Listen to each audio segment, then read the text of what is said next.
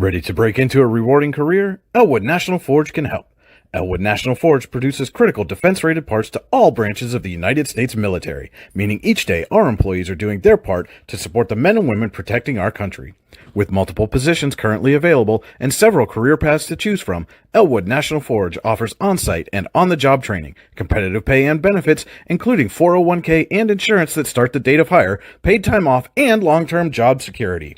We'd love to support you in building a career. To learn more about becoming part of the Elwood National Forge family, visit enfjobs.com. Whether retirement is just around the corner or years away, John Bongiovanni, Lucas Slazak, and Adam Jack of Generational Wealth Management in Erie and Bradford are here for you. John, a Forbes-recognized best-in-state wealth advisor, Lucas and Adam provide customized investment advisory solutions and retirement planning services. Generational Wealth Management offers world-class investment services and internationally recognized insurance products from Northwestern Mutual, an industry leader. The Generational Wealth Management team provides a high level of expertise and service to their professional and business clients. Contact the Erie office at 814-651-0838 or the Bradford office at 814-368-4065 or check them out online at gwm.nm.com.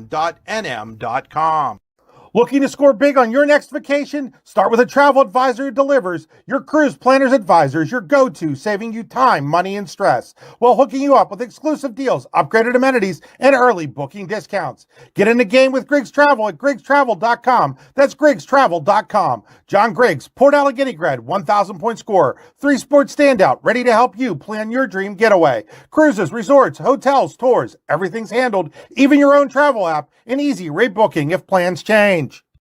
When the job demands the right equipment, materials, and experience, turn to John Anderson Construction. They offer timber matting rentals and installation, trench box sales and rentals, aggregates including crushed concrete and screened millings, plus storage container rentals. And for your next project, count on their team for civil excavation, concrete drives and sidewalks, and industrial concrete repairs. Call John Anderson Construction today at 814-728-6050. John Anderson Construction, ready to get to work. With locations in Shippenville and Tionesta, Tionesta Builder Supply is a full-service home improvement center specializing in everything you need to build or remodel your home. From power tools and accessories to paint and sundries and general hardware merchandise, Tionesta Builders has everything you need to get your project done quickly. Find out more at tionestabuilders.us and like them on Facebook. Ready to make your home or office feel cleaner and healthier? Call Gatesway Cleaning and Restoration. Gatesway Cleaning and Restoration has been serving our area since 1986. From carpets and upholstery to tile, grout, wood floors, and area rugs, they handle it all with care. Free in-home estimates are available in Warren County. Call 814-726-2730 today to schedule an appointment. And check out their ad at yourdailylocal.com for money-saving coupons. Founded in 1978 and headquartered in Warren, Pennsylvania General Energy has become a leading oil and natural gas producer in the Appalachian Basin. PGE is a proud and growing organization making positive contributions to the region's economy and environment. We are equally proud of our commitment to safety and environmental programs. PGE is a strong, family-oriented company that believes in giving back to the communities in which we live, work, and play. PGE, producing the energy we need, protecting the environment we treasure. When it's your special day, we know you want everything to be just perfect. That's why at the Allegheny Grill in Foxburg, we spared no expense in creating our new indoor-outdoor wood-framed event center with waterfalls, gorgeous views of the Allegheny River, a fire pit, and plenty of parking. The Allegheny Grill in Foxburg will take care of everything from catering to bartending, so all you have to do is bring the fun. We do it all for your wedding, anniversary party, corporate event, and so much more. One look at our new facility and we know you'll fall in love. And remember, the view is always free at the Allegheny Grill in Foxburg, PA. Providing in-depth audio, video, and written coverage of high school and small college sports across Western Pennsylvania. The YDL Sports Network. If you love sports, this is the place to be. Good evening, high school football fans, and welcome to the 2026 high school football season as the Eisenhower Knights open their 2026 campaign here tonight in Lawrence Park against the Iroquois Braves. Alan Siebert and Lou Vizza here on the call with you. This is the Casella pregame show. Fans are an essential part of any team. Visit Casella.com to join our team today. Casella, our people, your team. Today's stream is powered by Oil Country Crates. Your products, our protection. OilCountryCrates.com. And this is the Warren Tire Center drive to the game. The Warren Tire Center makes sure you get to the game in comfort WarrenTireCenter.com. Eisenhower and Iroquois have been meeting pretty much annually here for the last several years. Last year, these teams met in Week 3. Eisenhower came out victorious that night with a 34-0 victory. However, that was a much different-looking Eisenhower team. Mike graduate Logan Penley had 4 rushing touchdowns that night. Nolan Giesing, who's a senior on this year's team, added another. The defense pitched a shutout with another graduate, Caleb Jacobzak, coming away with 2 interceptions, and another returning senior, Joe Gelati, had another in that victory. But Lou, we always say it's going to be cliche as always, but it's a new season. And for the Eisenhower Knights, it's definitely a new-look team this year. A lot of talent, a lot of production, and a lot of depth lost from last year's team, but a little bit of excitement in seeing maybe what they've got to offer here as the 2026 season starts. Well, the first thing I always do when I get to the stadium during the warm-ups is count the players. And I think Iroquois is dressed in 27, Eisenhower's dressed in 26. And then I count the cheerleaders, and they got more than both teams. Yeah. So it's a rebuilding, season. There's no doubt about it. You lose kids every year, but the kids that they lost from last year, it's definitely going to impact them.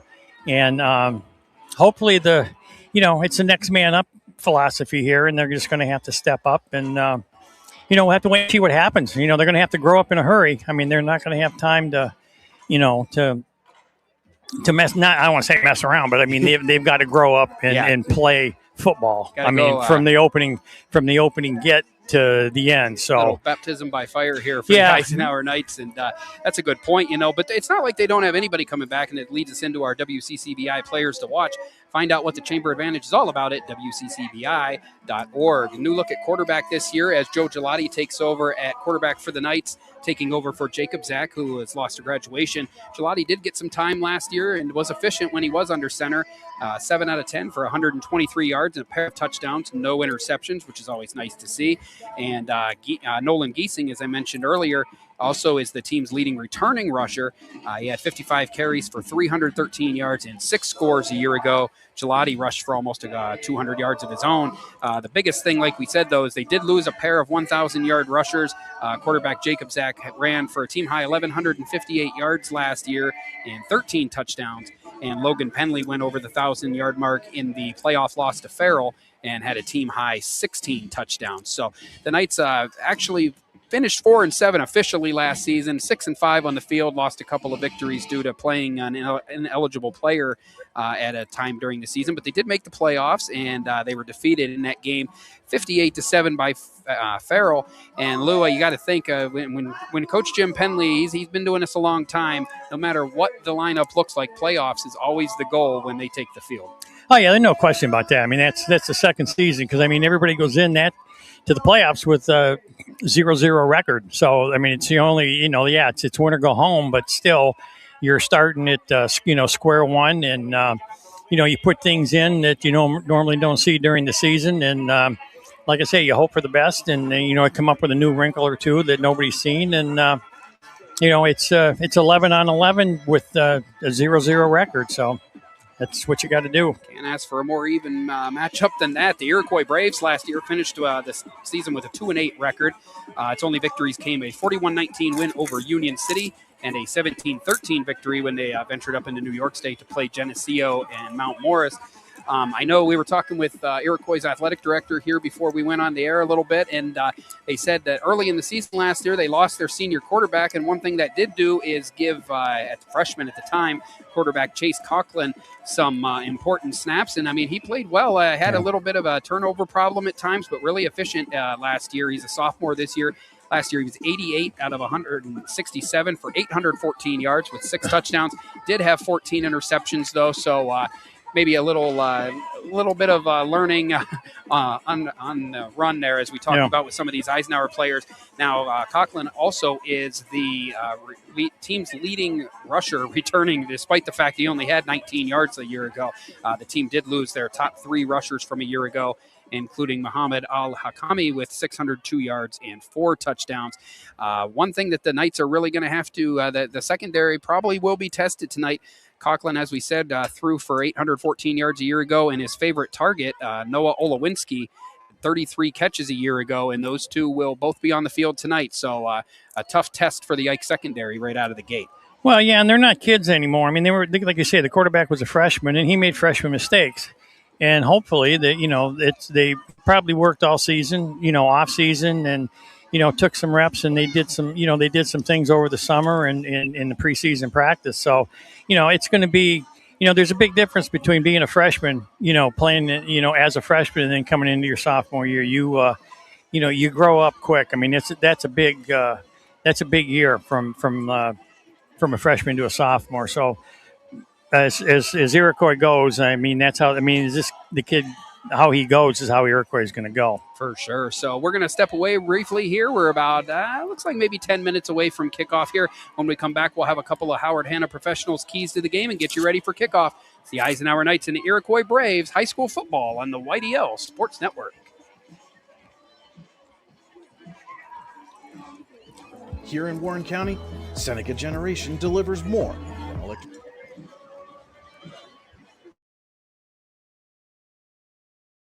Just waiting for the... Here in Warren County, Seneca Generation delivers more than electricity. We provide clean, reliable power, and we're proud to call this community home. Our team is committed to giving back, supporting local programs, and helping create opportunities that make a difference for families, schools, and neighborhoods. Because powering homes means empowering lives. Seneca Generation, powering your home, empowering our community. Have a fender bender? We can mender at Park Avenue Motor Car. Bring your vehicle to Ron and the crew at Park Avenue Motor Car, 7 South Carver Street in Warren, or call 814-726-9728. Park Avenue Motor Car, proudly serving Warren County for 30 years. High school football is back, and so is Nolf Bites. Join me, Chris Rossetti, along with Ronnie Geist and Andy Byers each week from Nolf, Chrysler, Dodge, Jeep, and Ram in Fairmont City as we talk high school football and beyond. The games, the teams, the players, the stories, whatever else gets us talking this week. Local football, plenty of opinions, and a little fun along the way. It is Nolf Bites every week on the YDL Sports Network from Nolf, Chrysler, Dodge, Jeep, and Ram in Fairmont City.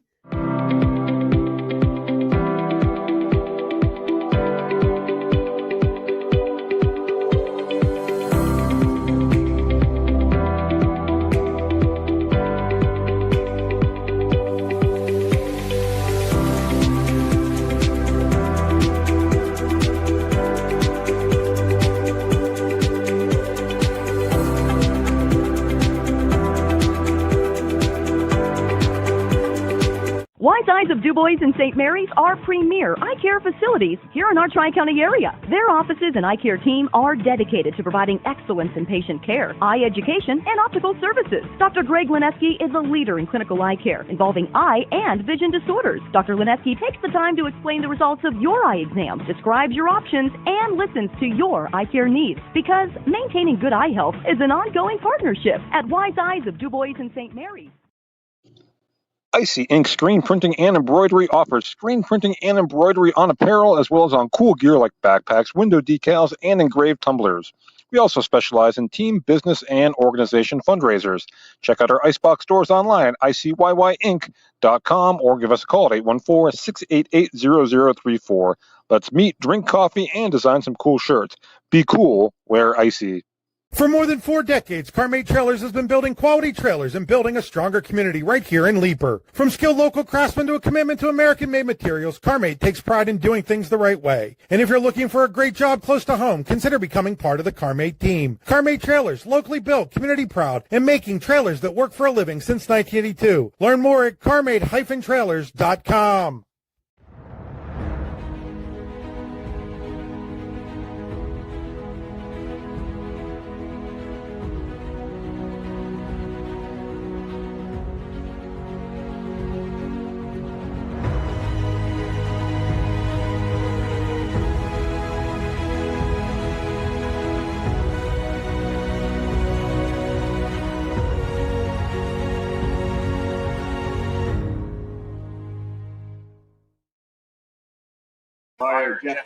Back here at John L. Post Stadium in Lawrence Park, Iroquois High School for tonight's high school football opening contest between the Eisenhower Knights and the Iroquois Braves.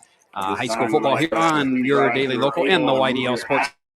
And step aside for the national anthem before we return with some Howard Hanna Professional keys to the game.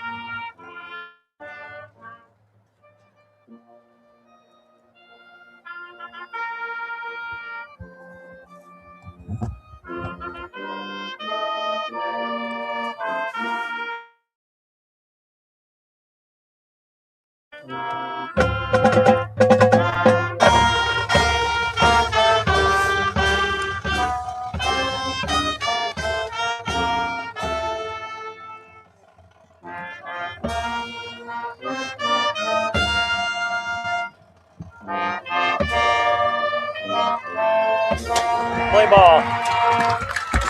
All right, back here at John L. Post Stadium, national anthem concluded, almost ready for opening kickoff to the 2026 season. As promised, we'll have some Howard Hanna Professional keys to the game. Howard Hanna Professionals can help you get the keys to a new home. Call 814-726-2000 or visit howardhannaprofessionals.com. And Lou, it's kind of like week one in any game.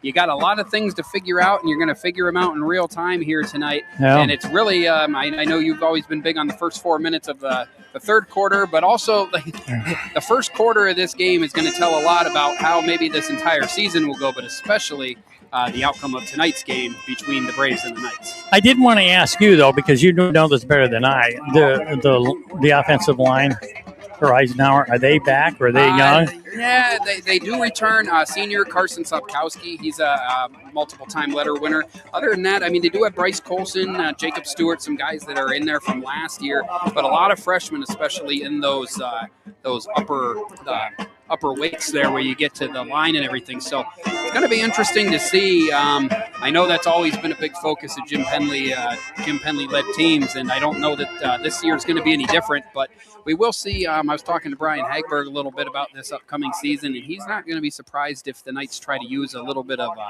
triple option like they did back in the days where they had Jaden Hayes and Spencer Head and everything to kind of make up for some of those things where they might not be as experienced as they'd like to be. So, yeah, it'll be real interesting to see here as the season gets underway. So the teams, the players are at midfield here. Captains for the Knights looks like Nolan Giesing, Joe Gelati, and Carson Sapkowski. And for the Iroquois football team, Elijah Kidd, number 71, the lone captain at midfield. And we'll wait to see a signal here from the refs as the players shake hands, and we'll see who's going to start the season with the ball. Or maybe we won't yet. Well, if the ref goes this way, then they're kicking this way. That's going to be the first. As I say, everybody will know as soon as we know. We remind you tonight that the Rouse scoreboard is back, powered by Seneca Generation. Our scoreboard tonight is brought to you by Rouse. Rouse is caring for generations. Visit rouse.org to find out more. And our board is powered by Seneca Generation. Seneca Generation, powering your home, powering our community. Alan Siebert, Lou Vizza with you in the John Anderson Construction broadcast booth. John Anderson Construction, ready to get to work. Call 814-728-6050 for more information. And as we get ready here, remind you that again this year, the first quarter is sponsored by Elwood National Forge. It's never too soon nor too late to set another goal or dream another dream. If now is the time for you, Elwood National Forge can help. With multiple positions currently available and several career paths to choose from, Elwood National Forge offers on-site and on-the-job training, competitive pay and benefits, including 401k and insurance that start the date of hire, paid time off, and long-term job security. To learn more about becoming part of the Elwood National Forge family, visit enfjobs.com.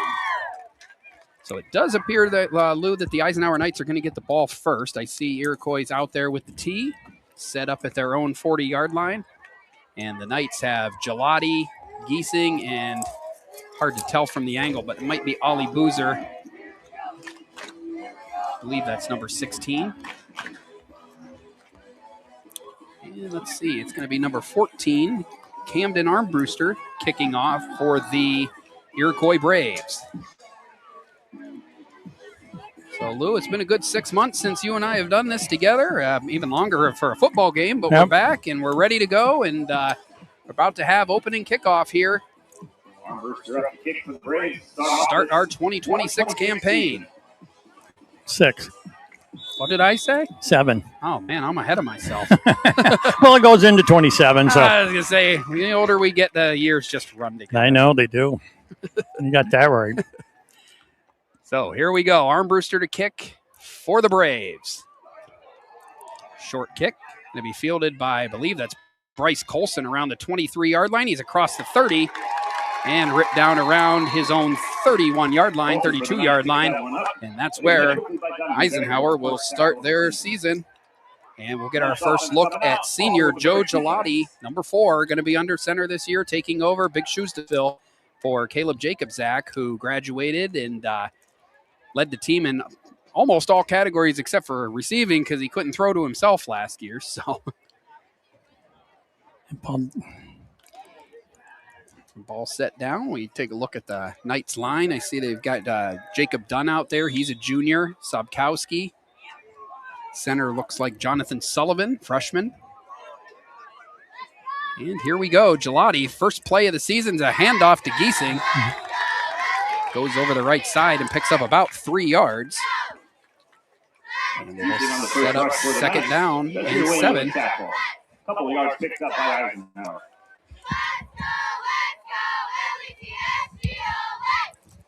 So second down and 7. Huck Fedorchuk brings the call in from the sideline. And the Knights will try to get closer to the initial first down of the season here. Gelati under center. A lot of shotgun last year with Jacobzak, but Gelati underneath gives the ball to Giesing again. He runs downhill and gets a nice gain of about 5. No, it's not quite 4 yards in a cloud of dust, but 5 yards in a cloud of dust is even better. This is what you want to kind of do is get yourself in a manageable situation on third down, where you're 3rd and 3. Anything under that is gravy. But this is this is good, and you got a short game for a first down to keep the drive going. Yeah, and I know a thing we talked about quite a bit last season was the pre-snap penalties, right. And going to be just as important this year, especially in a game where it looks to be, big chunk plays are going to be hard to come by. They hand the ball there to Colin Havers. He didn't make it. He is very close. He's to the 42-yard line. Oh, maybe he did. He get to the 42? Yeah, he did. Got the 42, and it's going to be a Tie Nest to Builder Supply first down for the Eisenhower Knights. Havers, a new player this year, has had some experience in the past. He's a good wrestler for the Knights. I don't recall him playing last year, but he gets his first carry of the season, and it's the Knights' first down just under 2 minutes into the game here. That's not a familiar name, so I'm going to say you're right. Giesing takes the pitch. Tried to get a little bit of space, but was held up maybe a yard on the play. But you're 4 plays into the season, and everyone's gone forward, so I'm sure, you'd like to have bigger chunks, but Coach Penley will take that. You just want to keep having positive plays, and I think that one thing you're going to see, Lou, and it's not something uncommon, especially with Eisenhower games and Jim Penley coached games, is you want to keep control of the ball, keep control of the clock, shorten the game, and off to a good start with that here as they set up with a second down. Gelati back to pass for the first time. Throws it outside, finds Ollie Boozer. He's got looking for space. I think he's going to end up with the first down. Yep. Into Braves territory, down at the 46-yard line. Nice connection there. Even dozen yards, and took one pass play. Ollie Boozer's already got as many catches as he had last year, and the Knights have another first down and will run their first play of the season in opponent territory with a 1st and 10 at the Iroquois 46-yard line.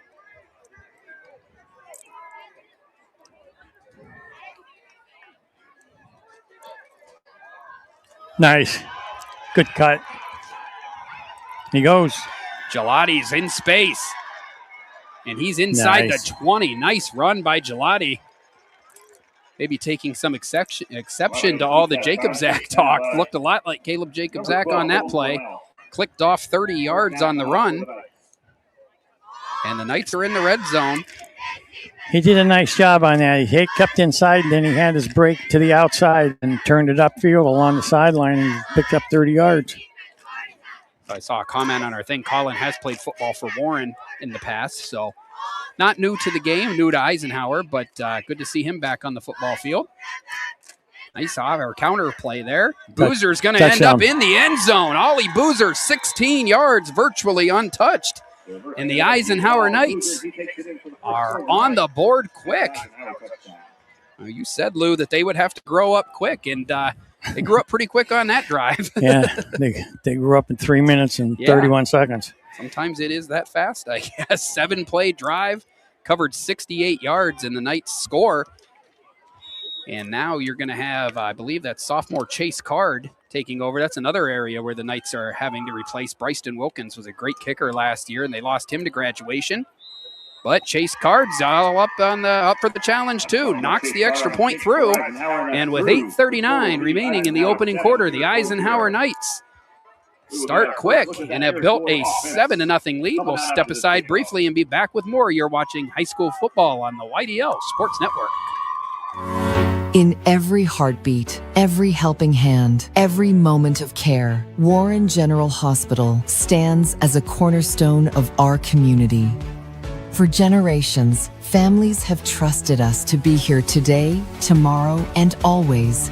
We're transforming community health and wellness through excellence in quality, safety, service, engagement, and patient experience. Warren General Hospital. Back here at Iroquois High School, John L. Post Stadium, the Eisenhower Knights just went down the field and got a 16-yard touchdown run from Ollie Boozer to make a 7-0 lead after their first drive of the season. Alan Siebert, Lou Vizza with you, and Jim Penley couldn't have scripted a better start here for his Knights as they are on the board, and now we'll see what they've got defensively as they get ready to kick off to the Braves. Yeah, a little run, a little pass, a little off, I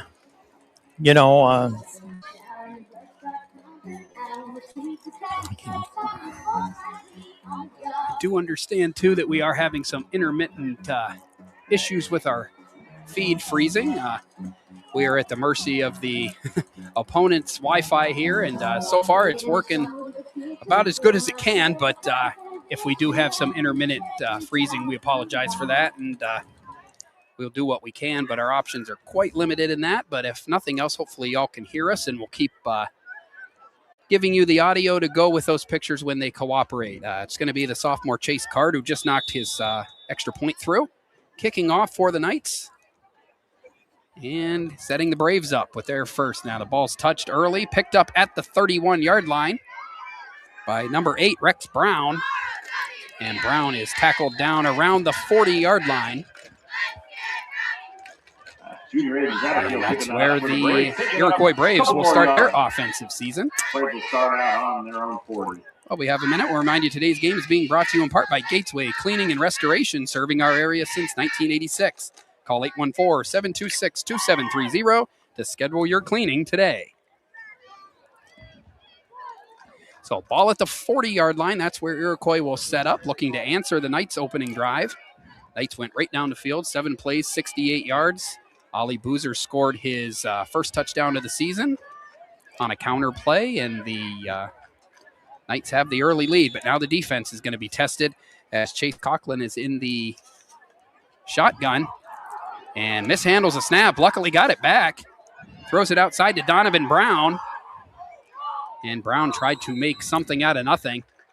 Ends up, it's going to be a loss of 1 by the time it's all said and done. But that play, Lou, was kind of doomed from the start after the mishandled snap. Yeah, it was a bad snap. Right around the line of scrimmage. Second down coming up for the Braves. They were lucky to get back close to the line of scrimmage on that one. Brown had to make chicken salad out of you-know-what there and did a good job of it. Only lost a yard. It's going to be 2nd and 11. Ball at the 39-yard line. Coughlin again in the shotgun. This time it's a handoff. Camden Caden had some room, and it gets a nice push after being met near the line of scrimmage. Going to end up being a gain of about 3. Gets a little help from his Braves teammates, pushing up a couple of yards. But it will be third and coming up for Iroquois. relatively long, about 7.5 yards here for the Braves as they look to get their first down of the season. Now, here's here's a difference on the opening drives for each team. Mm-hmm. Eisenhower was 3rd and 3, and now Iroquois is 3rd and 8. Yep, every now and again we talk about those things, and every now and again we're right. Looks like Coughlin had to send somebody off. They had 12 players on the field. Number 40, Ezra Kuhl, came off. Coughlin going to throw outside, and he's got his wide receiver, and that's a first down. Colin's pass to Olowinski is complete. Making me look good again. I talked about the Chase Coughlin to Noah Olowinski combination in the pregame, and there it is on display, 17 yards. And that is the first catch of the season for Olowinski. As I said, he had 33 catches a year ago. Just under 7 minutes remaining in the Elwood National Forge first quarter. And now it's the Braves' turn to take snaps in Eisenhower's side of the field. Remember, the Braves did not score last year in the loss to Eisenhower, so looking for their first score against the Knights in quite some time. The handoff, he gets outside. Bryce Colson's there. It's Colson and Giesing on the tackle. Gain of about 4. And that was Donovan Brown, number 5, on the run. So a little better first down play that time than the last one that got him behind the sticks a bit. But now a 2nd and 6 at the Knights' 36-yard line.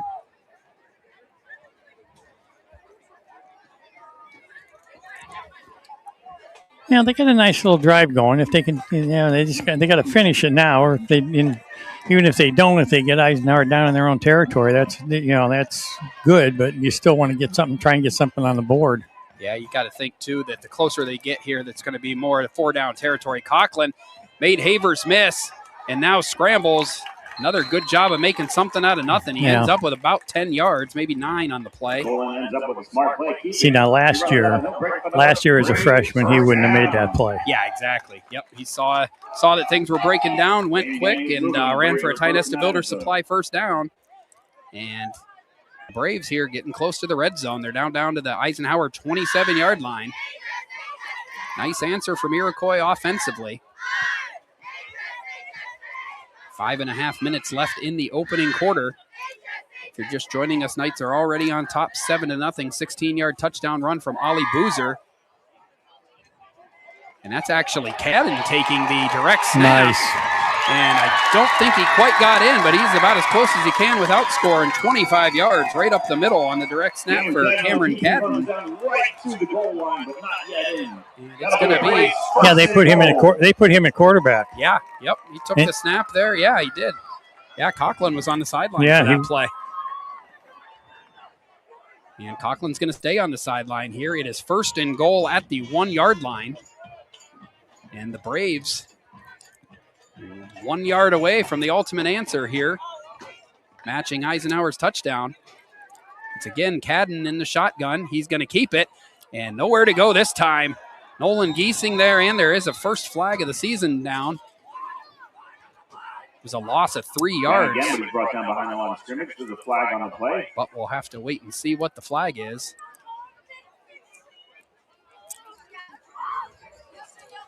Make an interesting choice if it happens to be a hold on the Braves, because do you back them up 10 yards and get them further away, or do you take the 3-yard loss and take the down? So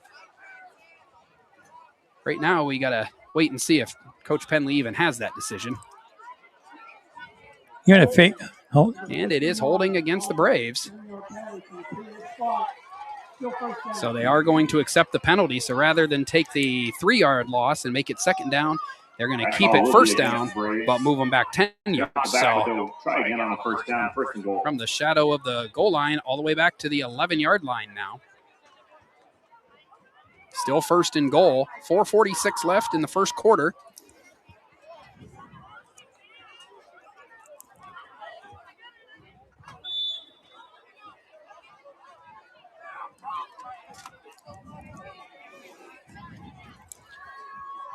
Coughlin back in for the Braves here. And in the shotgun. Hands it off to Cadden. Sapkowski holding on to him for dear life. Cadden's jersey probably 2 sizes bigger with Sapkowski holding on to it now, and he ends up with no gain. Cadden on the rush, and that's Sapkowski bringing him down for the Knights.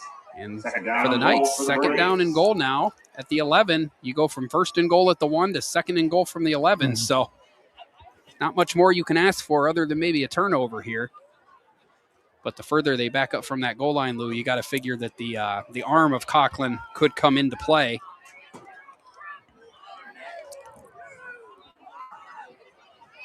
Coughlin is in the shotgun again, standing around his own 15-yard line. He's got number 24, Donovan Berry, to his right. And there's the pass behind the intended receiver, Donovan Brown. Brown did get a hand on it, but the pass was well behind. And Coughlin has his first misfire of the season. Third down and goal, and if the Knights can get out of here with anything less than 6 points on the board for the Braves, got to count that as a big win when they were literally inside the 1 just a few plays ago. Got to think the next play is probably going to be again on the right arm of Chase Coughlin. Did throw 6 touchdowns last year as a freshman.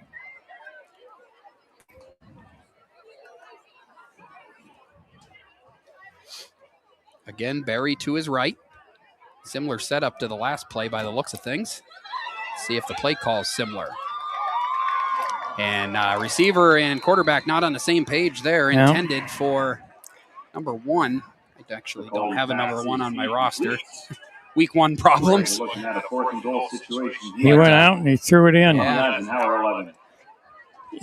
Regardless if that was the pattern, that was doomed to start with. I mean, you got 11 yards. You got to be going to the end zone, not going backwards to the sideline. I'm gonna try a field goal, man. So this is going to be a 28-yard attempt from sophomore Camden Armbruster. There's the snap. The kick is up. And the kick is good. And the first so the Iroquois Braves are on the board. Camden Armbruster hits a 28-yard field goal, and with 3:36 remaining in the Aylwood National Forge first quarter, Eisenhower leads the Iroquois Braves 7-3. You're watching high school football on the YDO Sports Network.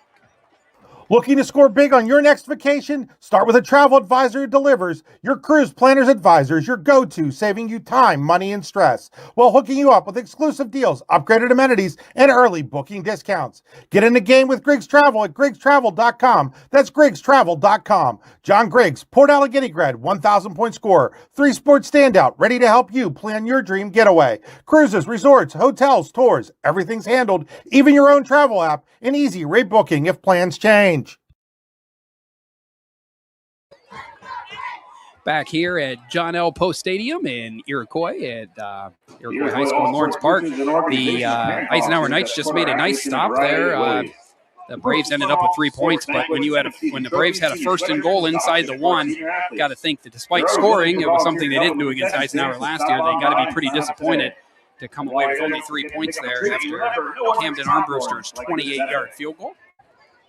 And now the Knights are going to go back on offense, and Armbruster, who just had that the kick that got the Iroquois their first points of the season, will now kick to the Knights, who will look for similar success in their second drive of the year. Yeah, they'll look back at that opening drive and and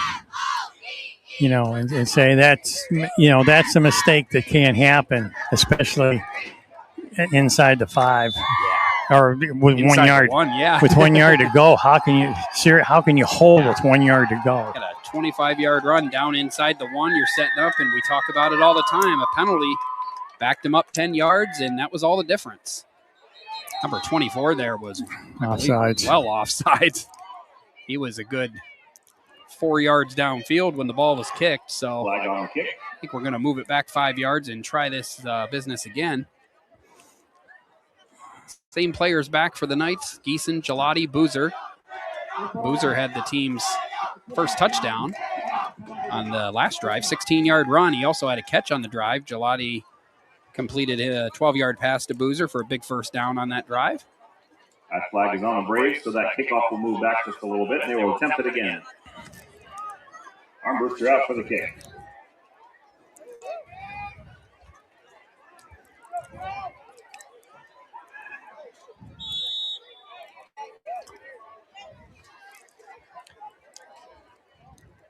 So Armbruster this time will kick from his own 35-yard line.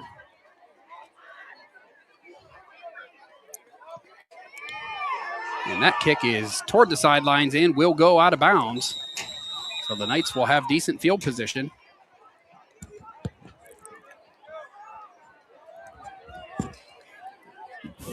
We'll wait for the call here and see exactly where they place the ball. I don't know if you remember what yard line it is. That kick ends up out of bounds. I'll know in a minute when they set it down. Well, it's on the 25, so they're either going to take it. They can take it there, except have them kick again from 5 yards out, or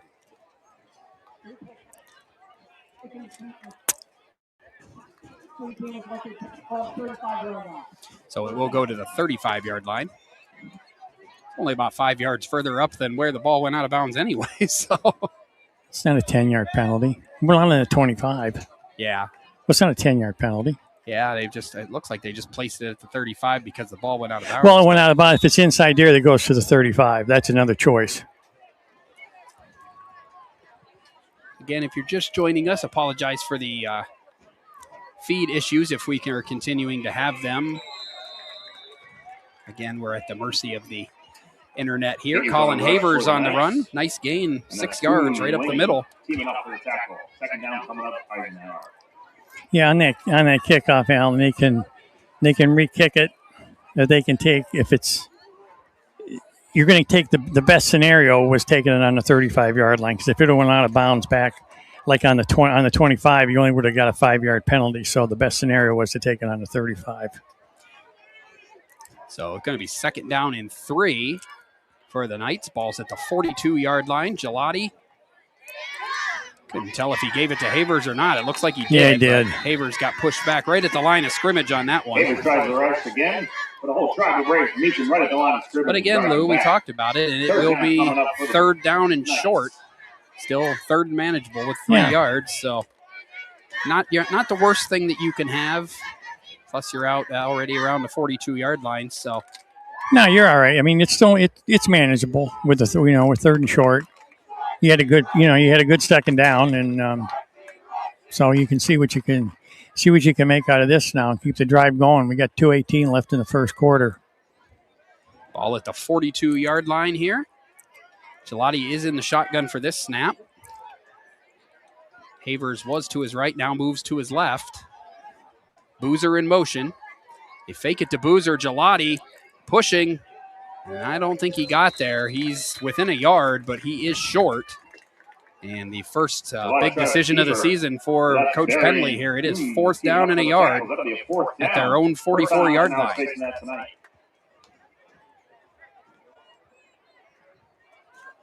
Fourth and short. Looks like the Knights are keeping their offense on the field. I'm going. Yeah, the Knights will stay on the field. Oh, yeah. So big stop coming up here for the Braves defense. Let's hear it, fans.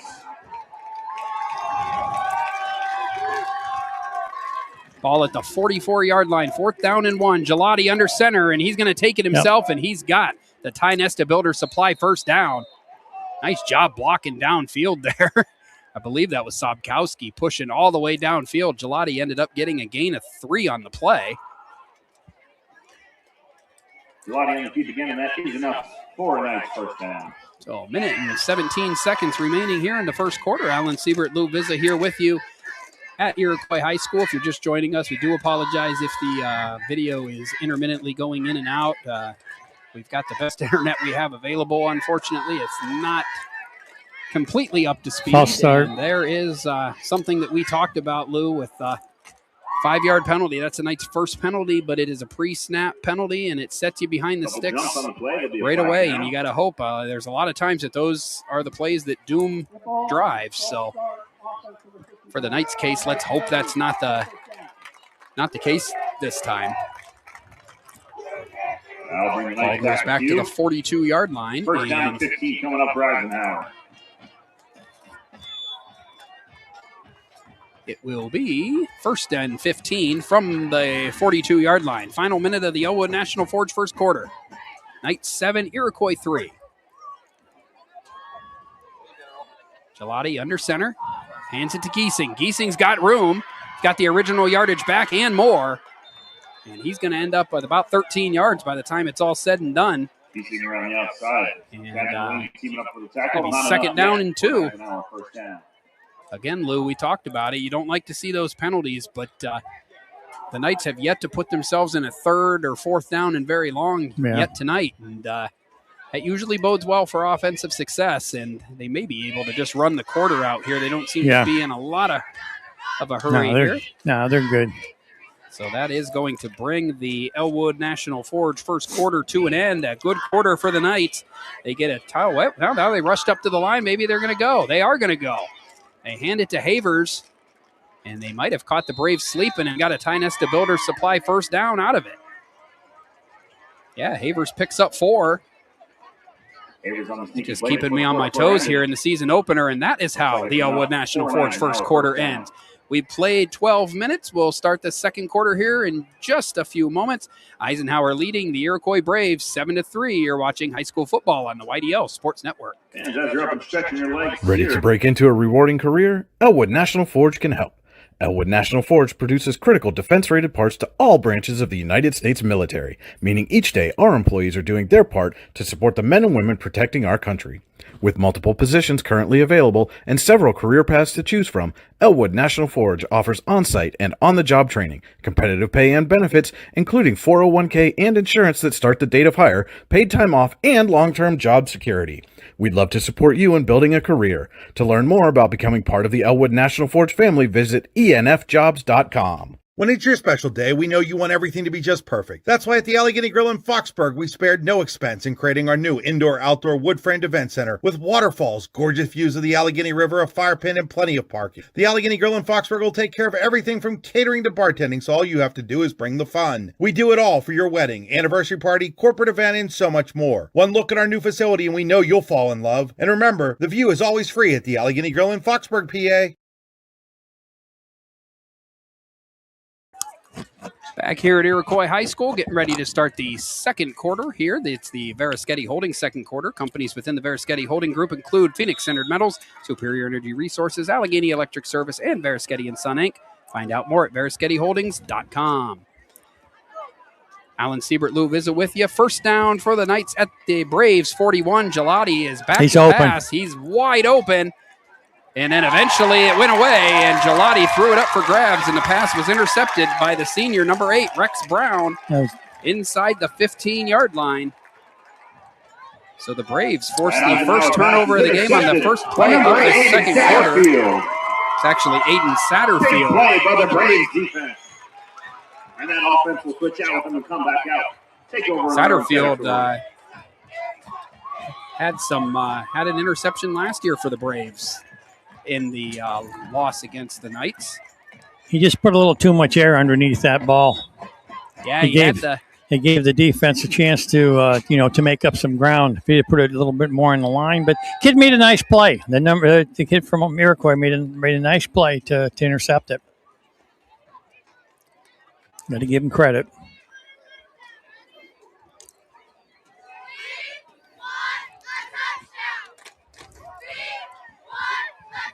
Iroquois going to get the ball out in space here to number 5. That's Donovan Brown. Going back to Brown is complete. The 18-yard line. A couple yards for the Braves. Second down coming up. Gain of about 6.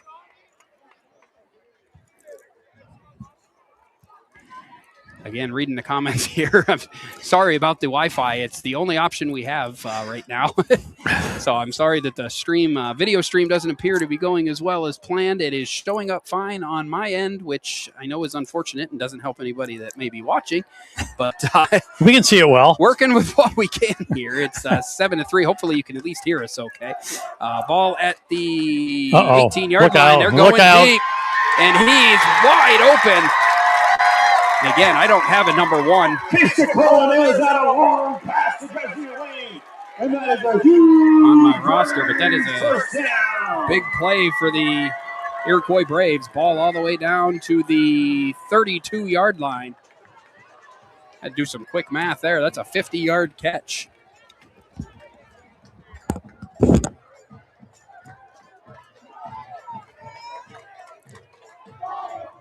Ball at the 33-yard line now. First down and 10 for Iroquois.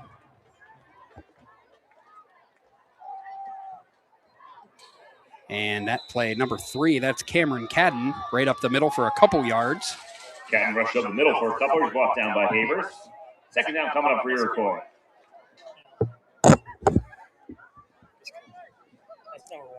Here. Yeah. Josiah Wayne. Thank you. Okay, that is Josiah Wayne, we found out, is number 1 for the Iroquois Braves. The advantage of being on the home side. Yeah, it is. So second down and 8, ball at the 30. Going to hand the ball off to number 24, Donovan Berry. He's going to get about a yard. Berry on the rush, and Houston brings him down. A little momentum, but Braves are looking at about a 3rd and 7 here coming up. So third down and 7, 9:45 left in the Verischetti Holdings second quarter. We will attempt to do some things with the video during halftime when we have a little more time. See if we can get a little better connection, but right now this is what we got, and the ball is at the, and there's some movement up front. We'll see what the call is.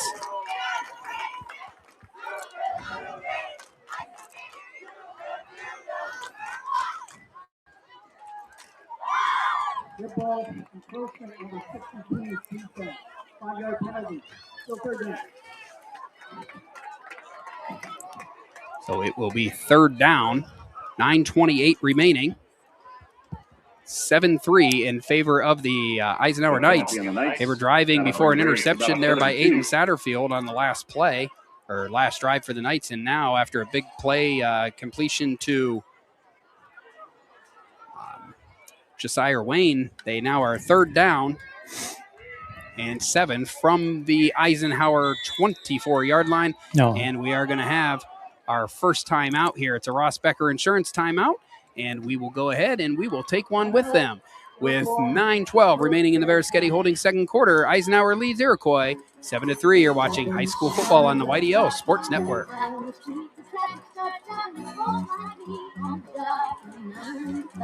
For more than 4 decades, Carmate Trailers has been building quality trailers and building a stronger community right here in Leeper. From skilled local craftsmen to a commitment to American-made materials, Carmate takes pride in doing things the right way. And if you're looking for a great job close to home, consider becoming part of the Carmate team. Carmate Trailers, locally built, community proud, and making trailers that work for a living since 1982. Learn more at carmate-trailers.com.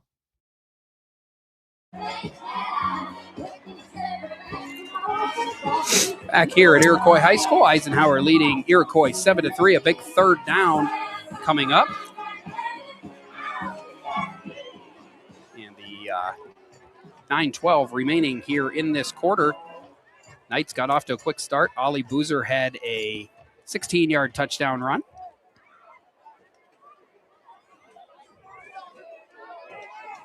And I believe I might actually have found an updated roster, so... Well, maybe not. I thought I did, but I can't get to it. So, get back to that in a second. It is third down and 7. Ball is at the 24-yard line. And now the referee running a different ball in from the side, so we'll have to wait a minute and get back to this. Cadden in the backfield again. Had some success on that on the opening drive. They do hand it off to number 24, Barry. Missed tackle, and it's going to cost him. He's got the first down, and They stepped out of bounds. Yep, down around the 10-yard line, gain of 14 yards. Donovan Barry on the rush, staying on his feet, but the ref says he stepped out of bounds short of the end zone. But it will be a first down and goal at the 10, so. Nice extra effort there by Mr. Barry.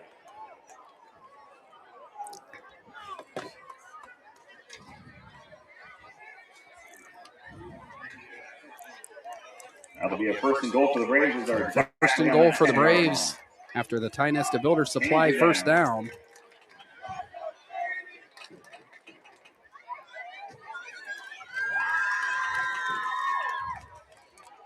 Coughlin back in the shotgun.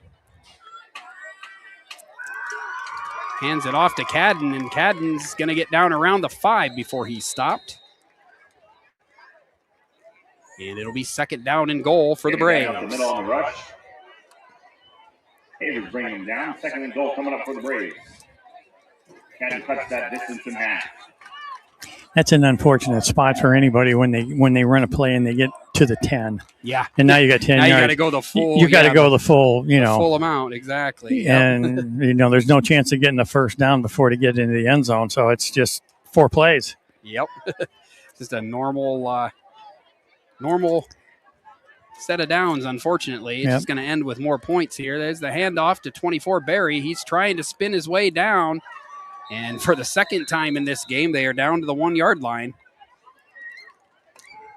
Barry with another bid for the end zone, but it looks like he falls just a little bit shy.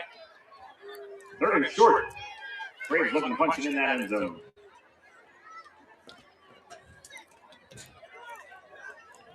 Just under 8 minutes remaining in the Verischetti Holdings second quarter.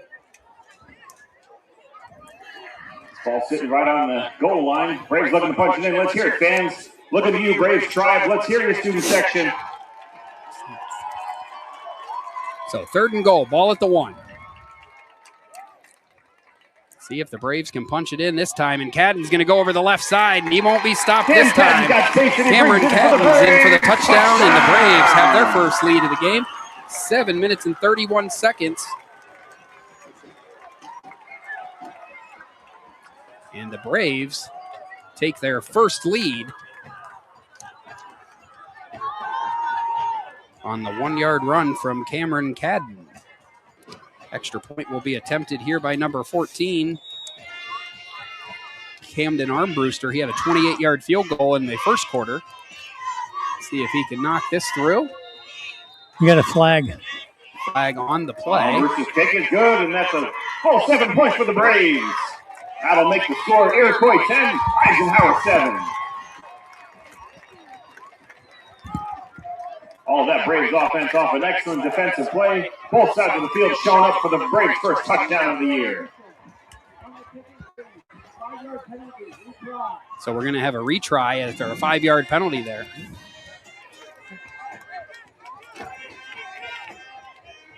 So I do...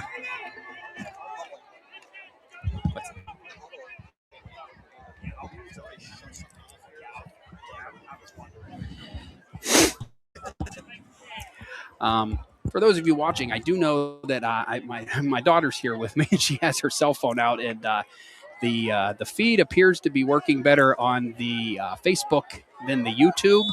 I don't know if everybody has access to that, but we have had more success with the Facebook at our Your Daily Local Football or Your Daily Local Facebook page as Armbruster kicks it through. There was a penalty on the play. So I had a guy come down here from Eisenhower Football and tell us they're also having trouble with their huddle app. So it's not just our Wi-Fi.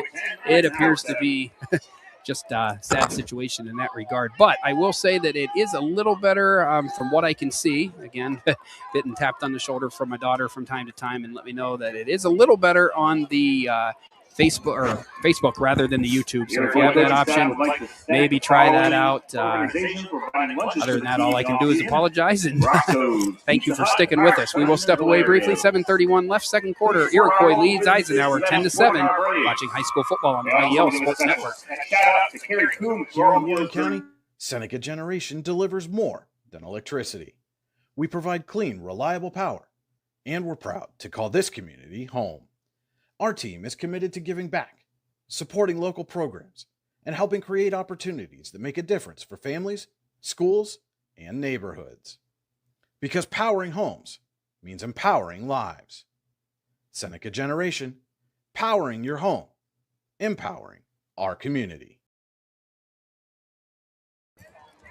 So 7:31 left here, John L. Post Stadium here at Iroquois. It is Eisenhower trailing now 10-7 after Iroquois just took their first lead of the game. Cameron Cadden with a 1-yard touchdown run. The Knights will get the ball back. If you're just joining us, we seem to be having some feed problems with the Wi-Fi. Just going off what I'm seeing over my kid's shoulder here, we do have a little better signal or a little better luck, it appears, with the Facebook feed rather than the YouTube feed. So hopefully that'll help some people. Apologies if it does not. But Gelati takes the ball at the 19-yard line, and he's got some room. He's across the 30, the 35, the 40. 45 and into Braves territory. Stiff arm and into Braves territory. Finally tackled out of bounds at the Braves 45. Great return there from Joe Gelati, and it will give the Knights great field position here as they start their third offensive possession of the game. As we're walking down the field, let's give a shout out to our chain gang, Simmers, Miller, and Brink. Shout out to the chain gang for keeping us moving tonight. Thank you, fellas.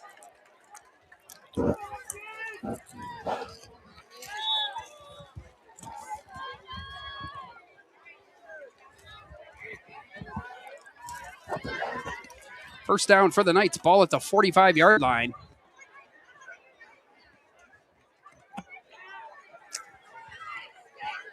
Handoff up the middle. It looks like Colin Havers is going to pick up 2 yards. Havers tries again, but he's met by Cornell and Cadden. Short gain for the Knights.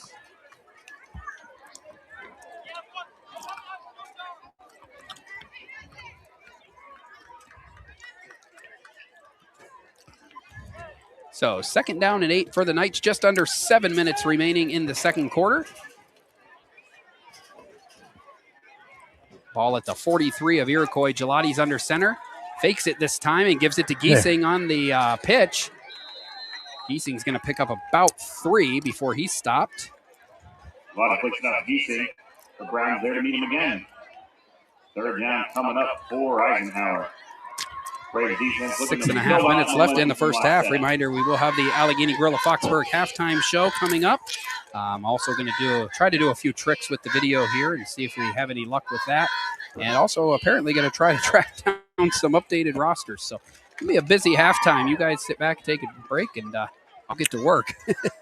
Ball at the 40-yard line. It is 3rd and 5. Knights trying not to waste the big return from Gelati. And Gelati is back to pass. Finds a screen, gets the ball to, I believe that's Giesing. And Giesing's got the Ty Nesta Builder Supply first down. He picks up 8 yards. Pass to Giesing is complete. And the Knights He's got have the first down. Right here with the tackle, but that'll be a first down for the Knights. The Knights down now to the 32-yard line. Here in the second quarter.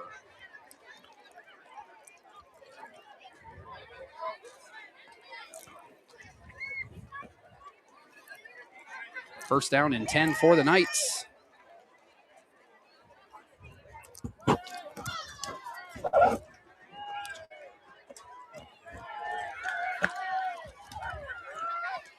From the 32, there's the handoff to Giesing this time, and he's going to pick up a couple. Giesing tries that rush, so that's Cornell with the tackle again. 2nd down coming up for Eisenhower. Yeah, I pulled the feed up on my phone now, and I can see that it is frozen, and now it just came back in, and it's still behind. So I will say that everything on our end looks like it normally should, and so I'm not sure where the issue is because it looks like it usually does when things are working well. It's just not coming through for some reason. So, again, apologies for that. Ball at the 30-yard line. This time it's a pitch outside. Giesing looking for room. There is a flag down, and, yeah, that's in the area of holding. He was stopped for no gain, so the Braves are either going to have the Knights at 3rd and 8 or more likely 2nd down and 18, as that was definitely in the area of holding.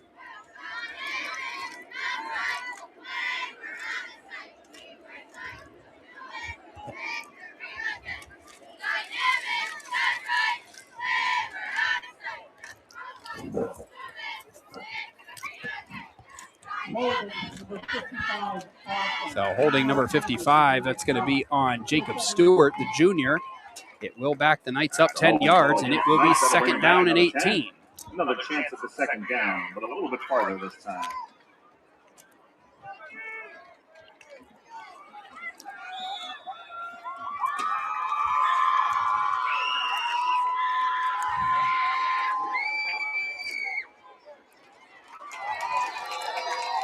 And there's a play outside there, and not much doing. Gelati incomplete, intended for Boozer. Big tackle will be 3rd down, a little more than 10. I guess they did call it complete. Huh? Was a gain of 3. 3 yards. But now a 3rd down and 13, and talked about it, Lou. There's a penalty. It really stalled this drive. You got to think the Knights probably have 2 plays to get this here with 4 minutes left in the Verischetti Holdings second quarter. Yeah, you're not going to you're not going to punt it from there. Turn it around about 10 yards anyway of field position. So Gelati in the shotgun. See if the Knights have something up their sleeves here for 3rd and long. They hand it to Giesing. Giesing's got room. And he's at least going to make it manageable. It's going to be 4th down and about 2. Gain of 11 for Nolan Giesing. And about all you could ask for there. You wanted to get at least half of it. And Giesing ended up getting more than half. And it'll be 4th down in a long yard here. That's a big play. Yep, from the Braves' 24-yard line.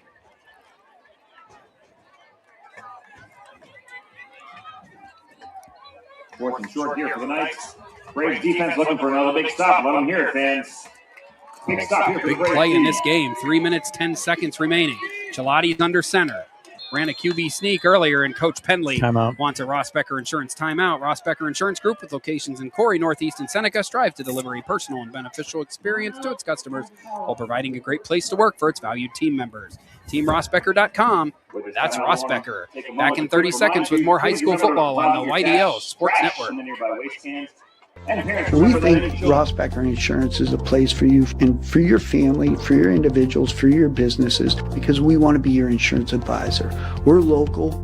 We're knowledgeable. We have contracts with all different insurance carriers to customize and fit the right insurance program for your needs. We're here. You can come sit down with us, talk to us one-on-one, sit across from the kitchen table, sit across from our desks, and we can give you good insurance advice, how you can save money, where you don't want to save money and skimp out on coverage. And so we're there to help balance that and give you good insurance advice, good risk management advice. So after you have a claim disaster, you can have confidence that your family, your businesses, your cars, your assets are best protected.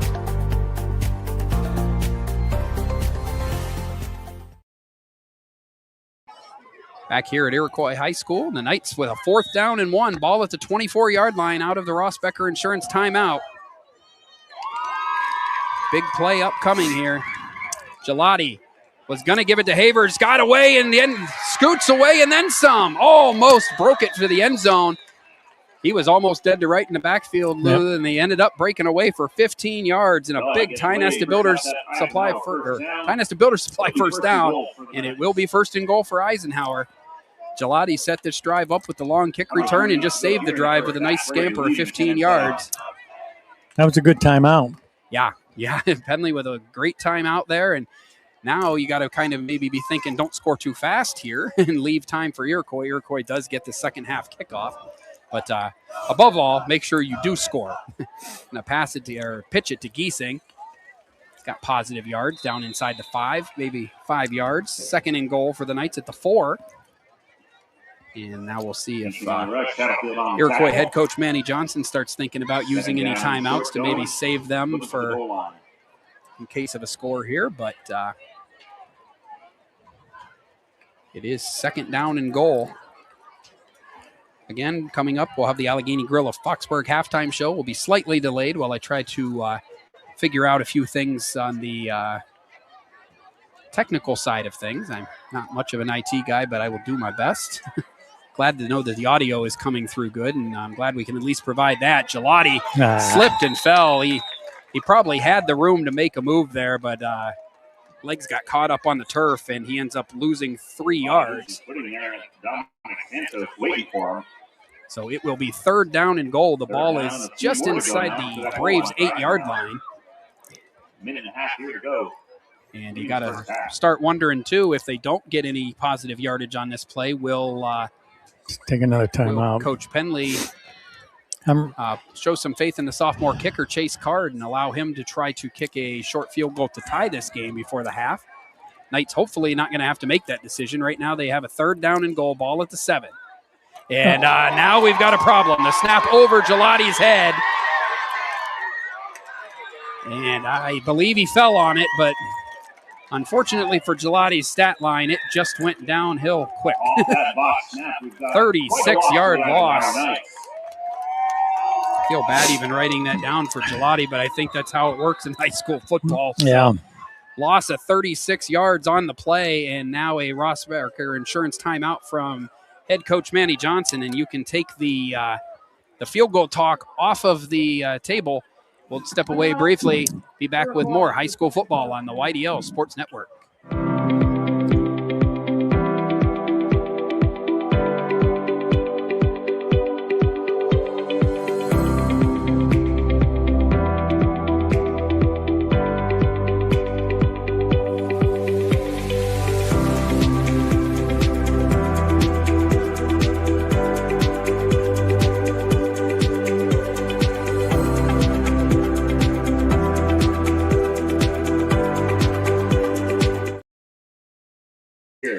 Back here at Iroquois, Eisenhower trailing 10-7, and you never know what you're going to see when you go to the game. And unfortunately, for a lot of our fans, I don't think they're seeing a lot tonight due to some Wi-Fi issues. However, if you can see, we have a 4th down and goal from the 43-yard line right now after a snap went over the head of Joe Gelati, and the Knights. That snap looked like it came out of a cannon. Yeah, and there's a punt. I believe Card's doing the punting as well. Gets a nice bounce. And it will roll down to about the 13-yard line. So nice job by Chase Card, 30-yard punt. Backs the Braves up, and we'll see how ambitious the Braves want to get. Braves will get one more shot at offense. With the just 52 seconds remaining in the first half.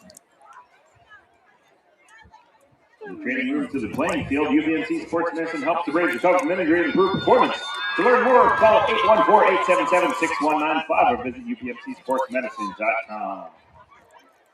So ball at the 13-yard line. We'll see. The Braves do get the ball coming out of the halftime break, so we'll see if they want to get adventurous here. They do have Coughlin in the shotgun. I want to go in leading 10-7. Yeah, bad time for a bad snap or a turnover. He is going to pass it. It is a safe pass. And that's trouble now. Olowinski did a great job breaking away. Gets all the way down to the 48-yard line, 35 yards. Quick pass to Olowinski is complete. He brings it down right around half field. Braves marching down. So now you got the ball. You still got 42 seconds left. One timeout for the Braves. And now the ball spotted at the 48-yard line. Not sure if he was out of bounds there. No, the clock is running. So 35 seconds and ticking away here, losing some valuable seconds.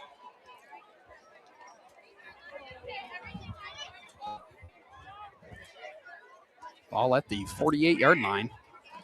Coughlin back to pass. Sobkowski almost got to him. A lot of room to run here for Coughlin, and he will get out of bounds. And, yeah, there was a block in the back there on Gelati, number 5. Ends up keeping, he gets out of bounds. Donovan Brown getting an earful on the sideline just for the timing of that. It will back him up, and there is now just 15 seconds remaining. The gain was about 5 yards, but pretty clear block in the back on the Braves there. Put them back on their own territory, and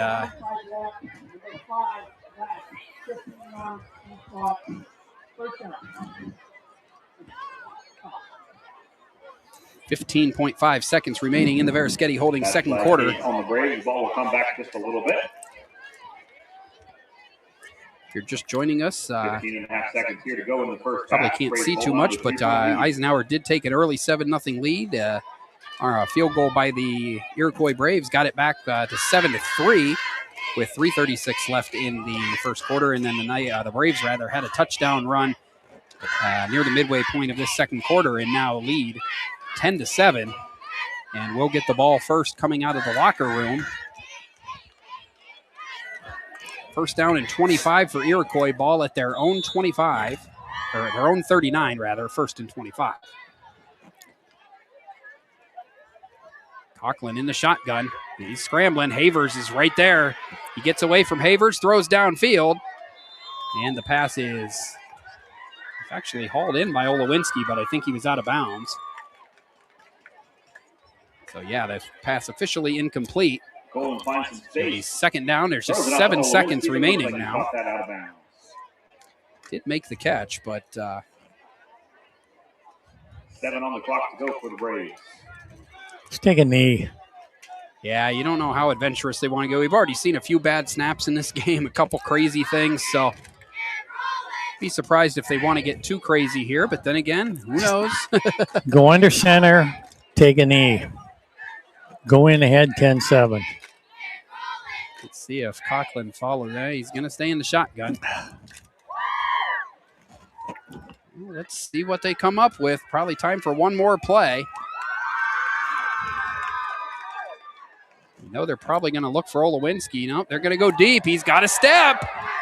And through the hands. Through his hands. Whew. He He had a step on the freshman, Hunter Briggs.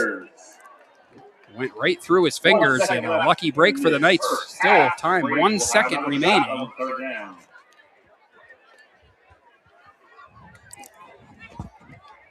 So that's got to make you a little worried. I know that he did have the step there, and if that ball doesn't go through the hands, it's 16-7 Iroquois right now, and it's got to make you a little nervous, and that's some of what we talked about early in this game with trial by fire. I mean, number 14 there, Hunter Briggs, is a freshman, and you're learning you're getting on the job training real quick here, and we had an offside penalty there on number 69, Carson Sobkowski, free 5 yards for the Braves.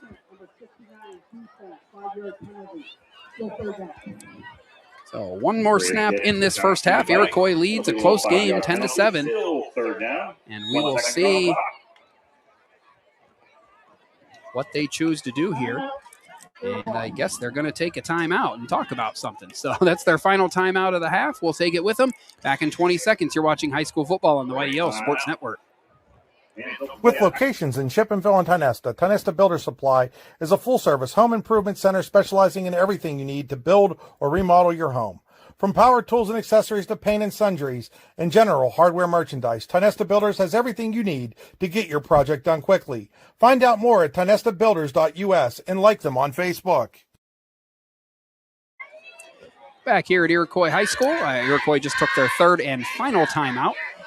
1 second remaining in this quarter. Still getting close here to the Allegheny Grill of Foxburg halftime show. We're going to try a few things with our Wi-Fi, see if we can make this more than just a mostly audio broadcast, and talk about the first half a little bit. It's been a good first half. Some big plays, some big swings and momentum, but a close game. 10-7 in favor of Iroquois. Conklin going to get it to number 1.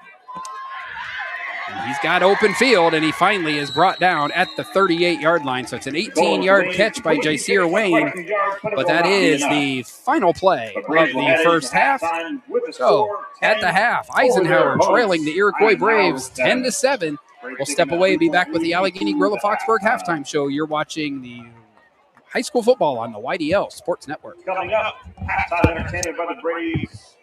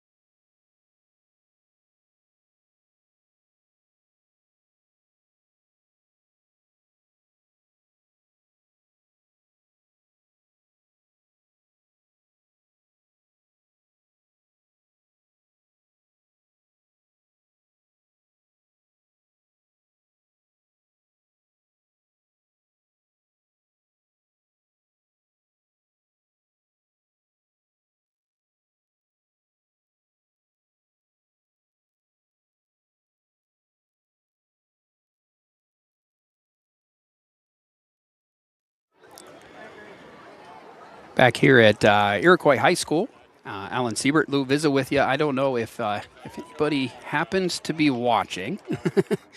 The Iroquois band is currently on the field. If somebody could let me know in the comments if that looks any better. I don't have the scoreboard up. Unfortunately, I think that might be some of the problem running through one of our systems, but I'd rather have good video than the scoreboard up. So if the video happens to not be freezing, that would be great. If not, we'll probably just go back the other way and I'm trying to get on my phone here and see right now. Peyton says yes. I like that. Thank you guys for letting me know there. If that is going to work better, I think we're going to go with that.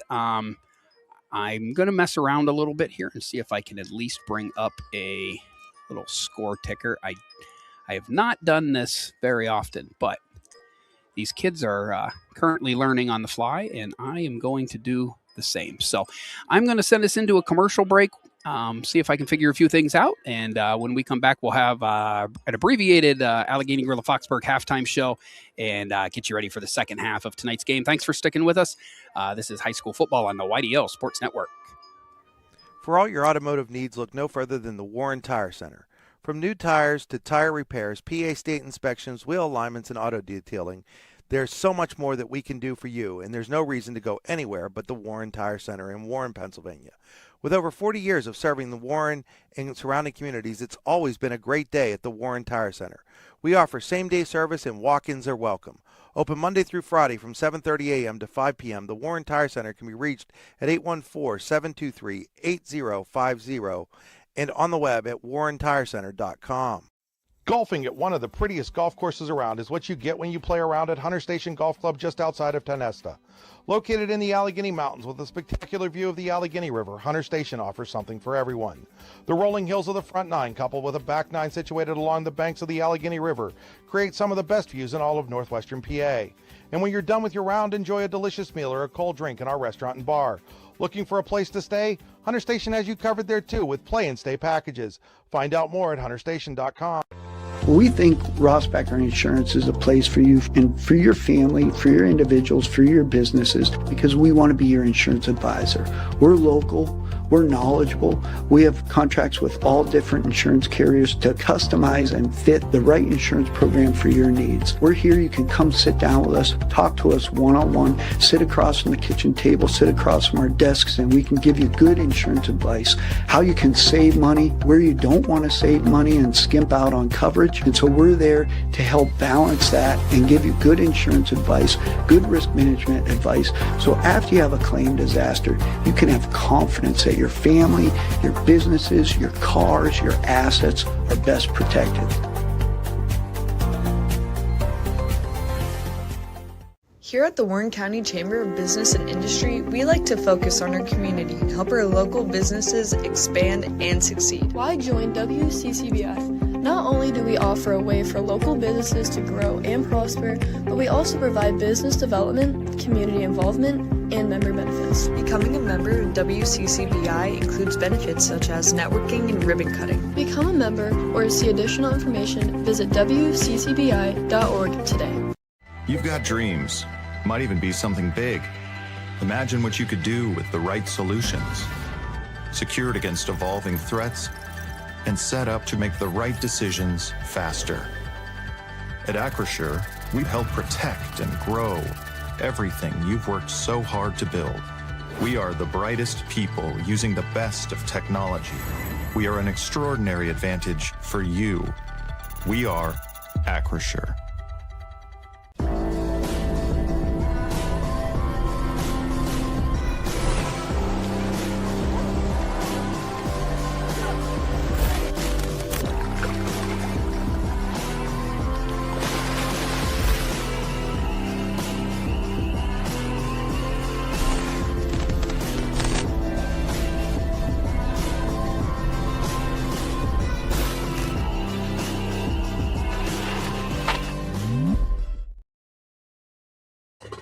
Back here at Iroquois High School in Erie, Pennsylvania. Iroquois leading the Eisenhower Knights 10-7.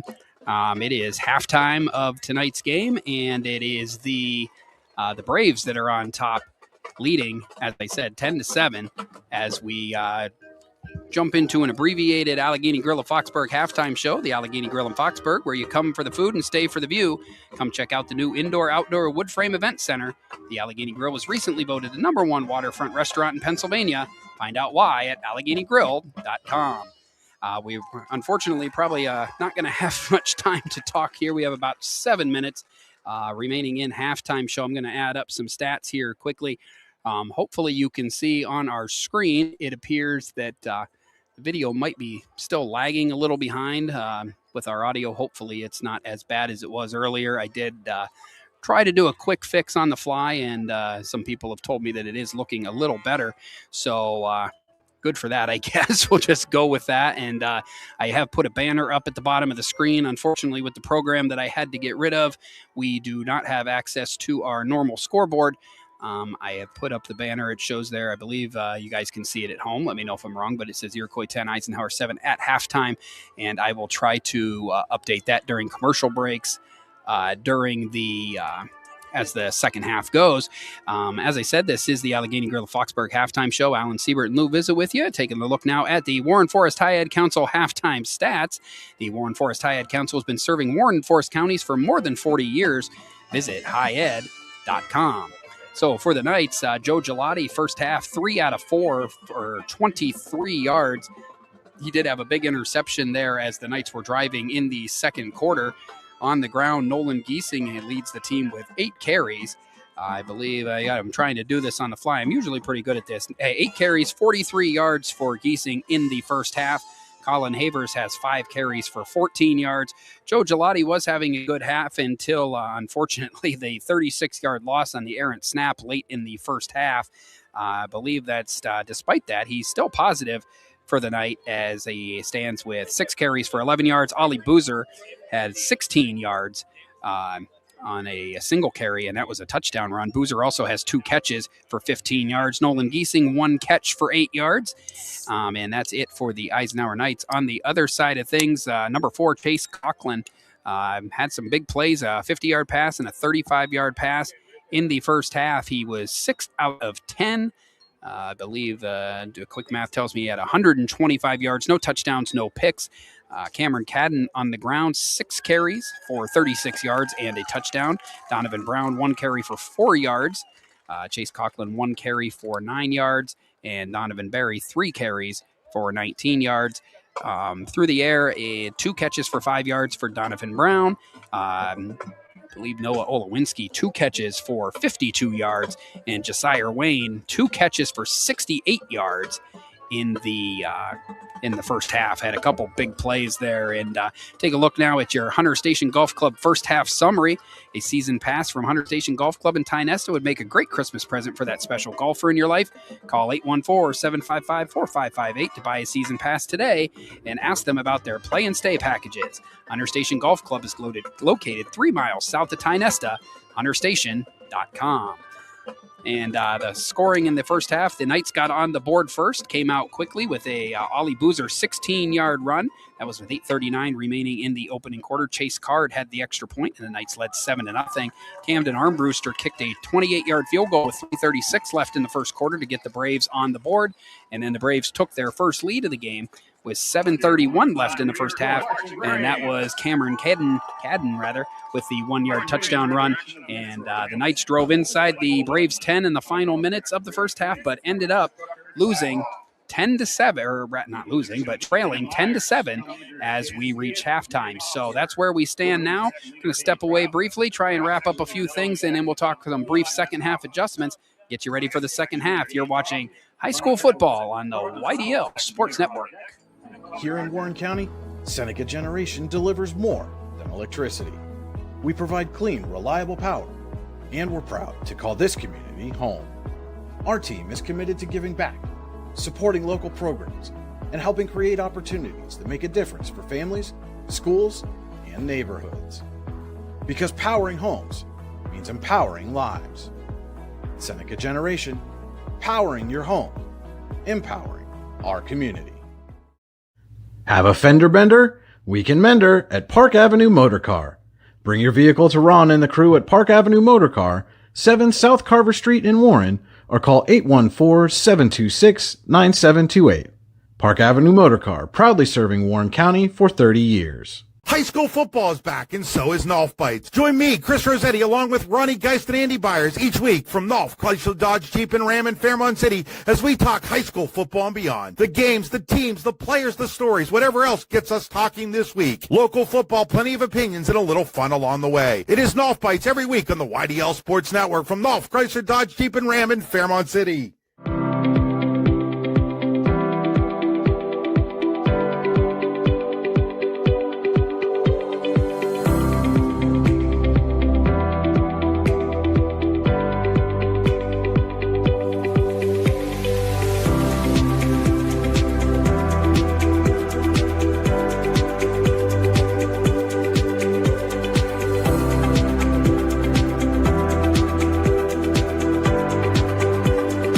Wise Eyes of DuBois and St. Mary's are premier eye care facilities here in our Tri-County area. Their offices and eye care team are dedicated to providing excellence in patient care, eye education, and optical services. Dr. Greg Lineski is a leader in clinical eye care involving eye and vision disorders. Dr. Lineski takes the time to explain the results of your eye exam, describes your options, and listens to your eye care needs. Because maintaining good eye health is an ongoing partnership at Wise Eyes of DuBois and St. Mary's.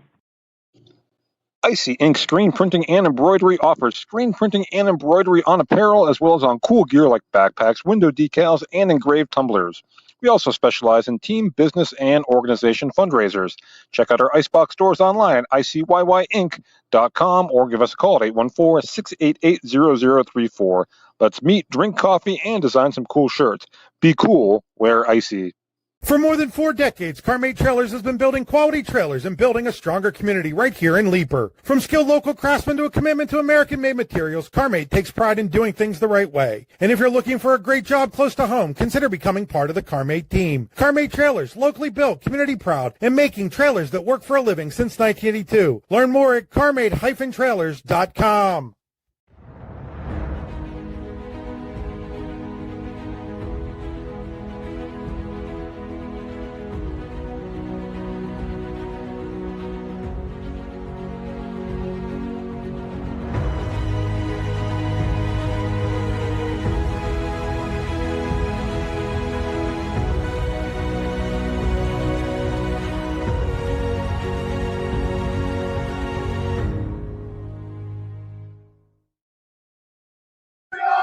And we are back here at Eisenhower High School. That's next week. We're back here at Iroquois High School, John L. Post Stadium at the Allegheny Grill at Foxburg halftime show. And the Eisenhower Knights trailing 10-7. Still a lot of football left to play as we get ready for the second half. Take a look now at the Rehab Center second half adjustments. I think I got all the audio back on. Got Lou back in the game. I've got no scoreboard, but I do have a banner up, so hopefully you can see that. So at least, and plus I will update the score through verbally here as often as I can. About 3 minutes here to second half. Let's take a look, Lou. You know, we talk about some Rehab Center second half adjustments with 8 locations to serve you, including in Clarion, Brookville, and Katanning. The Rehab Center always makes the right adjustments. The Rehab Center, chiropractors caring for health. TheRehabCenters.com. That's the old English spelling of centers with the R-E-S. And Lou, really could come down to who could execute better in this second half. Both teams fumbled away some, not necessarily fumbled, but yeah, they both had opportunities for touchdowns, and then they ended up, Iroquois got called for a hold, and that took them back 15 on the first when they're inside the 10, and then Eisenhower with the snap that went over Gelati's head that rolled for like 40 yards. That's just, it's one of those things. But, it's little things like that. There are other, they've had a couple of other penalties, but nothing of real significance that have stopped drives or started drives. But those two for each team in particular stalled out a drive that they could have put points on the board. Iroquois would have put a touchdown on instead of kicking the field goal. So, yeah, and and you don't know whether it's 14-7 or 10, now it's 10-7, and we'll just have to wait and see. Yeah, and honestly, really that's the difference in the game right now, Lou. Like you said, Iroquois got down inside the 1 there on that the first quarter drive, ended up having to settle for a field goal. But as disappointing as that was at the time, it ended up being even less disappointing than what the Knights had happen on the last drive, which is to get inside the 10. And we started talking about maybe a field goal attempt if they didn't convert to, tie the game and at least go in 10-10. Next thing you know, that snaps over Gelati's head. They're back around midfield, and now they're trailing 10-7. And as we get ready for the third quarter. So, yeah, we'll have to see. It's going to come down to who can execute better as we get into the final stages of this game. Well, another thing, too, with Iroquois right there before the half, I mean, on that long pass, that was a catchable ball. Oh, yeah. And that would have been, he catches that, that's a touchdown. Now you're going in 17-7 instead of 10-7, and you come out you come out with nothing. Yeah, not to mention they also would have got the ball to start the half as the Iroquois is here. So really, I mean, it's a game where both teams have to feel somewhat fortunate to some degree to be where they're at. I think really as disappointing as it is probably for the Knights to be down 3 with that bad snap and not get a chance there, Iroquois really left a few touchdowns on the table as well. Could easily be up probably maybe 21-7 at this point. So Knights got to feel good about that. It's going to be a big defensive series rather coming out as we get ready to start the Acrisure third quarter. And really, I know you like to say it. You're looking at me already. First 4 minutes. First 4 minutes of the second half. First 4 minutes of the third quarter are very important. This, defensive possession for the Knights need to get a stop. Really doesn't matter how they do it. Just get off the field without losing any more ground. And then, they've moved the ball. They had the touchdown on the opening drive, and then their other drives, they moved the ball as well. Some unfortunate, the interception from Gelati by Aiden Satterfield down inside the 20. The errant snap, which took away scoring opportunities. So both teams left some points on the table in the first half. And really, whoever can avoid that or fix that in this second half, probably who's going to walk away with the 1-0 start to the season. So nice competitive game, though. It hasn't been overly sloppy. There have been moments, but not a ton of penalties, not a ton of turnovers. So about everything you can ask for. Well, they just had the one interception. Yeah, just the one interception. Yep.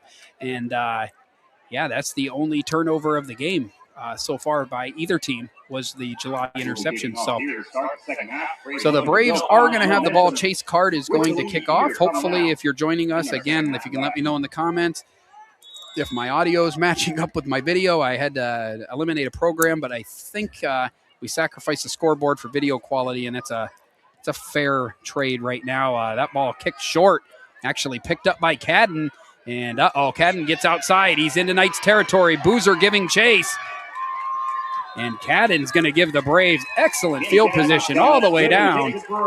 Looks like he's inside the 30-yard line, maybe even inside the 25 before he was finally taken down. How many times last year did they say, kick it deep? Kick it out of bounds, if nothing else. You can't just give them good field position. Yeah. I mean, they gave them good. They would have had good field position even if he would have just caught it and taken a knee just to recover the ball. They would have been on the 45-yard line. Yeah. Now, he runs it back 35 more yards. And that's something we talked about last season too. And we said a few times, maybe just kick the ball out of bounds if you can't kick it deep. I mean, at least you take away the return. You're going to give up the field position a little bit anyway. And they did back him up a little bit. So he must have stepped out. Yeah. I think he stepped out of bounds. Yeah, so he did step out. It's still not the best news as the Braves will take over at the Knights 38, but a little better than they were as the Braves start their first offensive possession of the Acrisure third quarter. Here's the handoff to Barry. Tried to get outside, horse collar tackle. Giesing didn't have much of a choice. It's just kind of it's going to be a 15-yard penalty. It was just kind of one of those perfect storms where his position it's the only play he had. It was either that or give him the corner, and he might still be running. So probably going to be a 15 yards and a first down for the Braves. That'll put him down around the 23-yard line. The initial stop was for no gain. Again, I said it's the Acrisure third quarter with Acrisure with the location in DuBois is the official insurance provider of your daily local and the YDL Sports Network. Find out more at acrisure.com/Mid-Atlantic. And it looks like they picked up the flag. So yeah, they did. Yeah, picked up the flag, so it's going to be no gain on the play and no penalty on Giesing. So a big break for the Knights. And now they try to pay it off. Cameron Cadden picks up 7 yards. Hold the rush. So 3rd and short, got to figure 2 down territory. Officially give him 6 on the play. 3rd down and 4 at the Knights 32. I guess it would be better to throw it and wave it off than not throw it and have to explain it. But I mean, I don't know why they would have. I mean, maybe he didn't get inside the back of the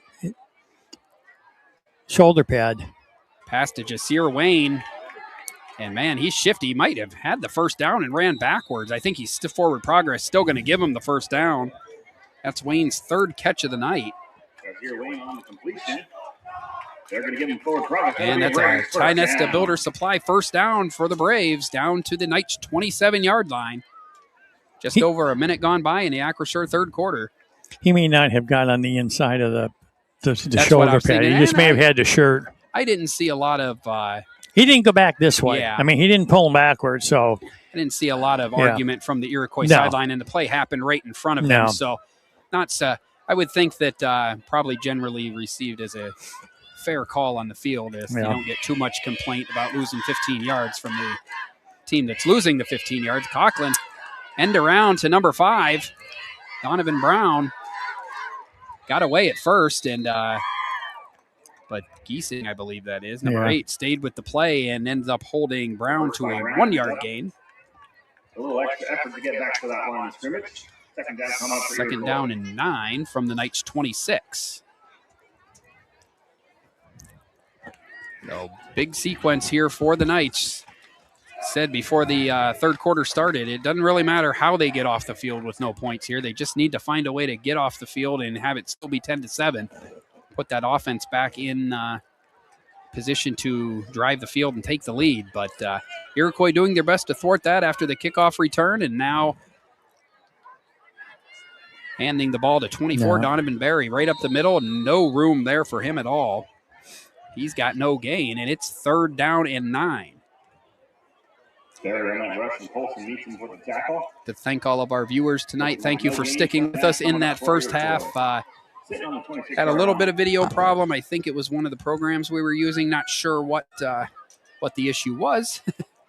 I wish I knew that. It would make me feel better, but I'm glad at least in the meantime we appear to have got it fixed and can give you a little better video here at the second half. 9 minutes remaining in the 3rd quarter. Big 3rd down here. Coughlin in the shotgun. He's going to throw. He's going deep. He's got his guy. Jasir Wayne, touchdown, Iroquois. And Wayne, Jasir Wayne is having a huge night. He continues to impress. That's his 4th catch of the night. And the Iroquois Braves come out of the locker room. I was going to say, I hope the lights come back on. Lou got a little nervous there. They were flashing the lights here after the touchdown, and Wayne was, Lou was going to dive under the table, but 26-yard touchdown pass. Jasir Wayne from Chase Coughlin. And with 8:52 remaining in the 3rd quarter, Iroquois now leads 17-7 after the Armbruster extra point. So we've played just over 3 minutes in the 3rd quarter. 8:52 left in the Acrisure 3rd quarter. Iroquois Braves leading the Eisenhower Knights 17-7. You're watching high school football on the YDL Sports Network. In every heartbeat, every helping hand, every moment of care, Warren General Hospital stands as a cornerstone of our community. For generations, families have trusted us to be here today, tomorrow, and always. We're transforming community health and wellness through excellence in quality, safety, service, engagement, and patient experience. Warren General Hospital. So back here at Iroquois High School, the Eisenhower Knights trailing now 17-7. They scored first in this game. Ollie Boozer had a 16-yard touchdown run in the first quarter, but the Braves have stormed back with 17 unanswered points, and we said, Lou, probably could have even had a few more. And it's really been that Chase Coughlin to Jasir Wayne connection. Wayne on the touchdown pass of 26 yards there just a minute ago made good for the one that went through his hands late in the first half. Right. And, we're kind of right where we maybe should have been anyway, 17-7 here. But the Knights are going to have to turn this around in a hurry, and it's going to have to start on this offensive drive.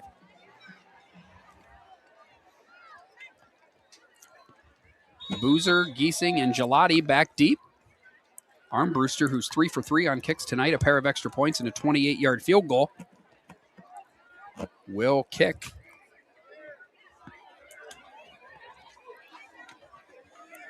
And nice deep kick, going to be taken by Gelati at the 20. It's across the 30. He's got the 35, got the 40, still going across midfield. Now cutting it back. He's at the 35, 30, 25, inside the 20, and finally chased out of bounds inside the Iroquois 15-yard line. Big. What a huge return. That's the second time tonight that Gelati has done that. Now he's got to catch his breath and get under center and run an offensive drive, but great field position for the Knights with the ball at the 13-yard line of Iroquois, trailing by 10 and in desperate need of points. That was, 67 yards? Oh, yeah, took it at the 20 all the way down to the Iroquois 13. 67-yard return from Joe Gelati. Yeah, that's what you got to answer with. You get punched in the mouth, you come back and punch them in the mouth. And, that was big. Yep. That was big. Huge point in this game here. Hand it off to Giesing. And Giesing puts his head down, gets inside the 10. Gain of about 3. Back on the rush. Cornell back on the tackle. Second down coming up for the Knights. Third time tonight, Lou, that the Knights have been down here. They're 1 out of 2. I don't know that we'll see Gelati go in the shotgun unless it's absolutely necessary here. That's where that errant snap came late in the first half.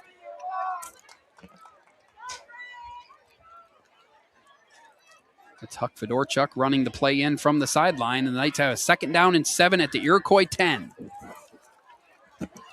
Trailing 17-7 here in the third quarter.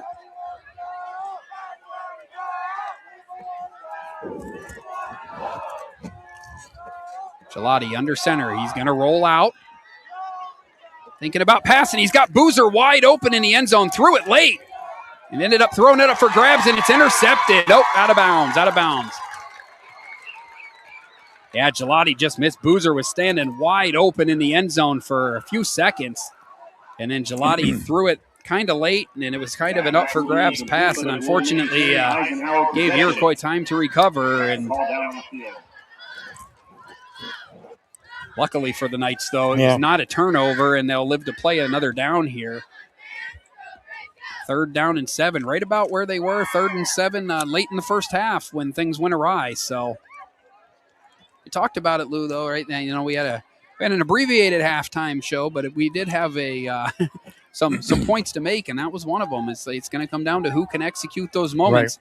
Right. Coughlin found Wayne on the Iroquois drive, and it was Gelati and Boozer unable to connect there, and sometimes that's the difference between winning and losing games. So Gelati in the shotgun, keeps it, it's up the middle, still going, and is into the end zone for the Eisenhower touchdown. Joe Gelati with the Eisenhower answer. He did most of that himself. 67-yard kick return and a touchdown run. And the Eisenhower Knights have their second touchdown of the night and are right back in this ball game. 17-13 with 7:33 left in the Acrisure third quarter. Sophomore number 23, Chase Card, in to kick.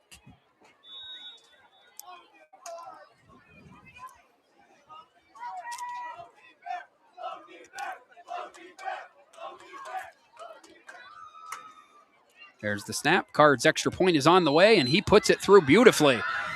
So Chase Card with his second extra point of the night.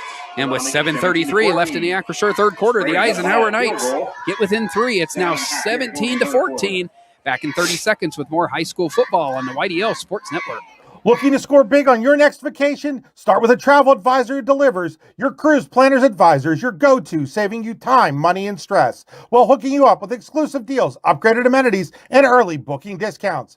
Get in the game with Griggs Travel at GriggsTravel.com. That's GriggsTravel.com. John Griggs, Port Allegany grad, 1,000-point scorer, 3-sport standout, ready to help you plan your dream getaway. Cruises, resorts, hotels, tours, everything's handled, even your own travel app, and easy rate booking if plans change.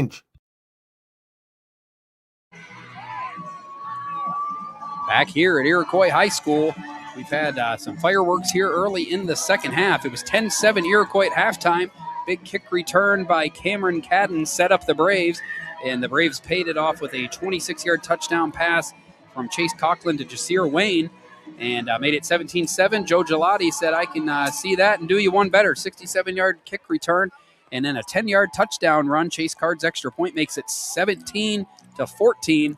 And now Card will be kicking off for the Knights as we continue on here in the Acrisure third quarter. Alan Siebert, Lou Vizza here with you, reminding you that today's game is being brought to you in part by Gatesway Cleaning and Restoration, serving our area since 1986. Call 814-726-2730 to schedule your cleaning today. So Card going to kick here. There nice, you go. There you go. Nice kick deep, taking it to 15-yard line. And let's see what the coverage can do. Nice tackle by Giesing. There is a flag on the play. At the 35-yard line. You have a face mask? And that's what I was wondering, if maybe we have a face mask. It was number 1, Jasir Wayne, who's had a huge game so far. That was him on the return. Got 20 yards up to 15 yards up to the 35. But let's see if he's going to get another 15 on the face mask, which we believe may be the call here. Personal foul, face mask on Nolan Giesing, so that's going to move the ball to midfield. And the Knights defense will once again have to work with a little bit of adversity here. And with that penalty, the Braves will start off right at half field. And I said in the pregame, too, one thing that I could tell just by looking at numbers, you can tell that Iroquois has an advantage in the passing game, and that's really come to fruition here at times in the game. Had some open opportunities, and the Knights are going to have to find a way to adjust to that if they want to win this game. That's Coughlin outside to, I believe that's Olowinski. Nice coverage that time, 5 yards, and that's Olowinski's complete. Olowinski's third catch of the night. Got 3 grabs for 57 yards, only being outdone by his teammate Wayne. Jasir Wayne's a senior as well, actually Olowinski's a junior.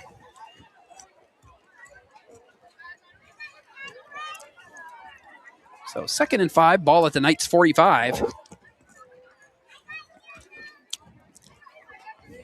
And let's see what the Knights can do here, see if their defense can get a stop and give their offense a chance to take the lead. 6:40 remaining in the third quarter.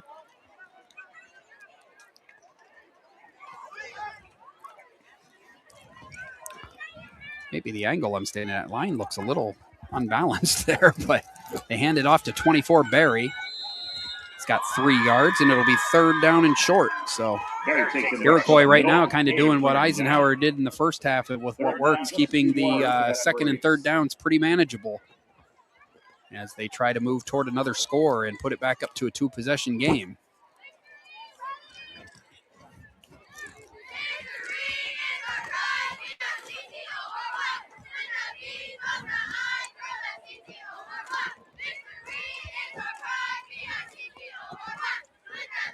Uh-oh. Coughlin almost lost that, and then they got it to Cameron Cadden.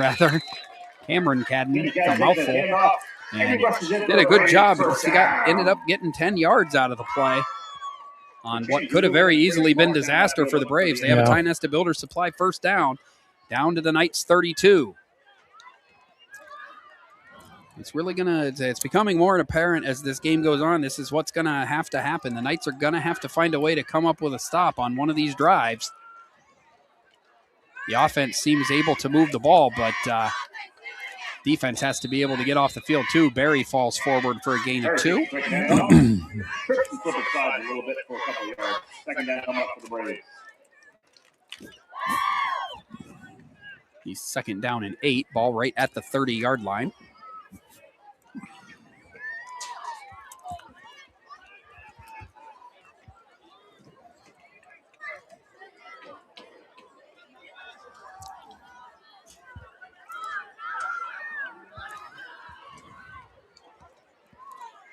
Conklin back to pass. He's got Wayne again. He's going to go deep.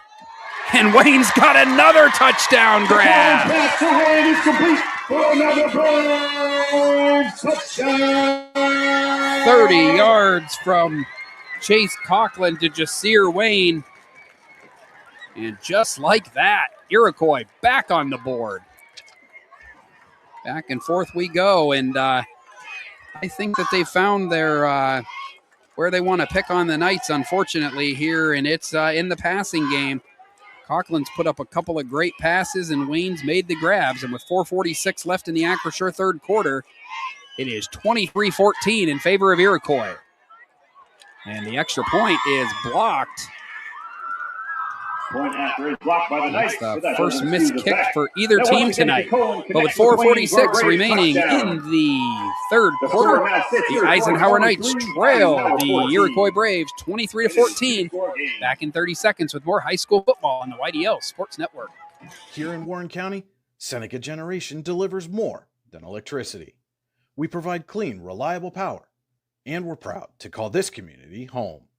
Our team is committed to giving back, supporting local programs, and helping create opportunities that make a difference for families, schools, and neighborhoods. Because powering homes means empowering lives.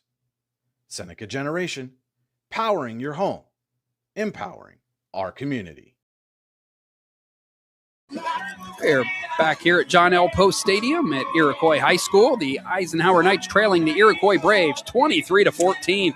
Iroquois didn't score against the Knights a year ago, and they are making up for it here. A couple of quick touchdowns in the second half, and really, Lou, it's been the Chase Conklin to Jasir Wayne show. They've got two 26 and 30-yard touchdown passes in this quarter alone, and after the block kick, lead 23-14 over the Knights. You danced with a girl you brung to the dance. Yeah. And those two have been dancing all night. Yep, they sure have. And again, we've noticed that the youth in the Knights secondary, and it's not like they weren't there. I believe you said number 11, Owen Ash was. Yeah, he was there. He was there. I mean, sometimes good players just make good plays, and that's what happened there. We've the ball picked up there by number 14 for the Knights. That's Hunter Briggs. He brings it up to almost the 40-yard line, so Knights won't have horrible field position, but we'll have a little ways to go here, more than they did last time. Well, they made a point to kick it away from Gelati.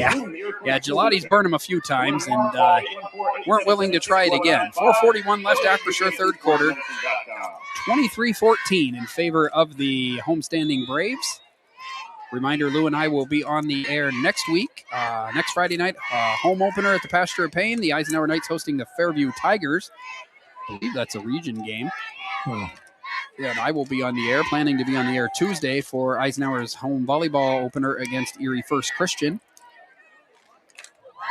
Varsity action. And Gelati's going to throw outside to Giesing, but that throw was low and outside. Can be effective in baseball, not good in football, and it'll be 2nd down and 10 for the Knights. Lucky that went forward. Yeah, you don't want to even put that in the hands. I got my daughter dancing in my peripheral vision here. Just have her AirPods in. Either that or she's dancing to the voices in her head, which is also. I think the Hershey bar kind of finally kicked in. It's going to have a sugar crash here soon. Got to hope that the Braves offense has a sugar crash as well, because right now they have been firing on all cylinders and lead by 9 points. Gelati going to keep it himself. Explodes up the middle. He's got a first down and more. Ty Nesta Builder Supply first down to the 47-yard line for Joe Gelati. They've been able to move the ball, Lou. It has not been an issue of not being able to find a way to move the ball downfield, but the defense in the secondary, despite, they've been getting closer. They still haven't been able to make the stops defensively, and That's why they find themselves in this deficit here with just over 4 minutes left in the third quarter. Well, they've moved the ball well between the 20s. Yeah. Yep. They got to get between the 20s and the goal line now. I mean, that's where it's got to be. You can get there, but now you got to take it 20 more yards. Yep. And it's just been one of those things, you can tell it looks like a week one offense. And not only is it a week one offense, it's a week one offense with a bunch of new pieces that you're trying to figure out. Gelati kept at that time too, ends up getting about 6 yards. So nice pickup on first down. Imperative that the Knights score here, get it back down to at least a one-possession game heading into the fourth quarter. Really, a one-score game can go either way in the fourth, so got to think they're in the part of the field now where they're most likely going to have 4 downs to get the 10 yards, and they got 6 of them there on first down. Was it a full moon last night or is it tonight? I know there was an eclipse last night. Yeah, I just saw some of that. But I mean, this is coming up right over the horizon. Coming up there, yeah. Wow. Not as bright as that sun was early in this game. We've now, of course, got nightfall. They give the ball to Giesing. He's got a first down and more. Leaped over a couple of would-be tacklers and picked up about a dozen. Nice run from Nolan Giesing and a Ty Nesta Builder Supply first down. So they've had Eisenhower's had some luck on some misdirection plays tonight. For sure, yeah. I mean, the fakes are good because Gelati. I looked to make sure he did not have the ball, but they went the other way. But it was a good misdirection play, and they picked up a first down on it. So yeah, Gelati had a good teacher. Caleb Jacobzak, of course, moved on to graduated after last year, but. He was really good at those fakes, and you really had to pay attention to where the ball was. And Gelati kept it that time, or gave it to Giesing that time, got a first down. And Gelati just kind of threw that one away. He was under some pressure in the backfield from 24 Donovan Barry. And probably made the right choice just to throw that one out of the reach of anybody and live to fight another down here. But it will set the Knights up with a 2nd and long as it's 2nd and 10 at the Braves 29. I always had trouble with Jacobzak's last name. I can pronounce the names that end in a vowel a lot easier than that. You don't like the ones that end in several consonants? No. Luckily for you, you were the color guy. You didn't have to say it as much as I did. I didn't have to say it 25 times a game because I'd have screwed it up 25 I had some times. people helping me out because I was on the Joe Gigliotti train last year. Find out he's Joe Gelati. Speaking Gelati. of him, see, that's what I'm saying. He's got the ball, and he's got about 9 yards. So his 10th keeper of the night, and third down and a yard coming up. You take care of the names that don't end in a vowel. There you go. And I'll keep track of the names with the vowel. Look at that moon coming up over the hill. Man. Huge. It's just out of our we got a player down. Sight of the camera, but we do have an injury. Here's the moon. Put the camera up a bit. It's a bright one. It's big. We do have an Iroquois player down, so we will step away for 30 seconds. We will be back with more of the Acrisure third quarter. You're watching high school football on the YDL Sports Network. When it's your special day, we know you want everything to be just perfect. That's why at the Allegheny Grill in Foxburg, we spared no expense in creating our new indoor-outdoor wood-framed event center with waterfalls, gorgeous views of the Allegheny River, a fire pit, and plenty of parking. The Allegheny Grill in Foxburg will take care of everything from catering to bartending, so all you have to do is bring the fun. We do it all for your wedding, anniversary party, corporate event, and so much more. One look at our new facility and we know you'll fall in love. And remember, the view is always free at the Allegheny Grill in Foxburg, PA. Back here at Iroquois High School, and Alan Siebert, Lou Vizza here with you for the Eisenhower High School football home opener, or not home opener, season opener. And that might be the only thing that slowed Jasir Wayne down all night. He was the player down. Looked like he had a cramp. He did come off under his own power, and he's trying to walk it off. The Braves will hope to get him back for the offensive possession. He's been a weapon tonight. 3rd and short. Gelati hands to... I believe that's Giesing. Yep, man, he's got 3 yards and a Ty Nesta Builder Supply first down. I kind of like what, and I don't know if it was on purpose or if it's just the way things worked out, but the way that Coach Penley, he really leaned on Colin Havers in the first half and didn't overload Giesing, who you got to figure is going to be a bell cow this year, at least from the running back position. Right. Now he's got these important runs late in the game, and he's got a little extra juice in his legs. Of course, he's playing defense the whole game too. So I don't know if that was on purpose, but it worked out well. And the Knights do have a 1st down and 10 in the red zone with 1:39 remaining in the Acrisure third quarter, trailing 23-14 against Iroquois. Hand it off. Speaking of Havers, there he is. Downhill, straightforward run. Havers has his biggest run of the night. It's an even 10 yards. And I believe it's going to be a 1st and goal for the Knights here. Coach Penley probably happy to get a runner like Colin Havers. He just strikes me as a Jim Penley guy. You know, big, strong. He's a great wrestler and doing a great job on the football field. Running downhill between the tackles, picks up 10 yards, and it is 1st and goal as the Knights try to get closer here. Now, remember as well, the Knights, or the Braves rather, did miss their extra point on their last score, so a chance to get within even closer if they can pay this off, and that's not going to help. A couple of Knights moved early, and there's a 5-yard penalty, and once again, Lou, this end of the field, or this part of the field, and we're going backwards, so it's 1st and goal. You got to figure you got 4 plays, but it's a lot easier to get 7 yards than 12, so the Knights get a pre-snap penalty as we've entered the final minute of the third quarter.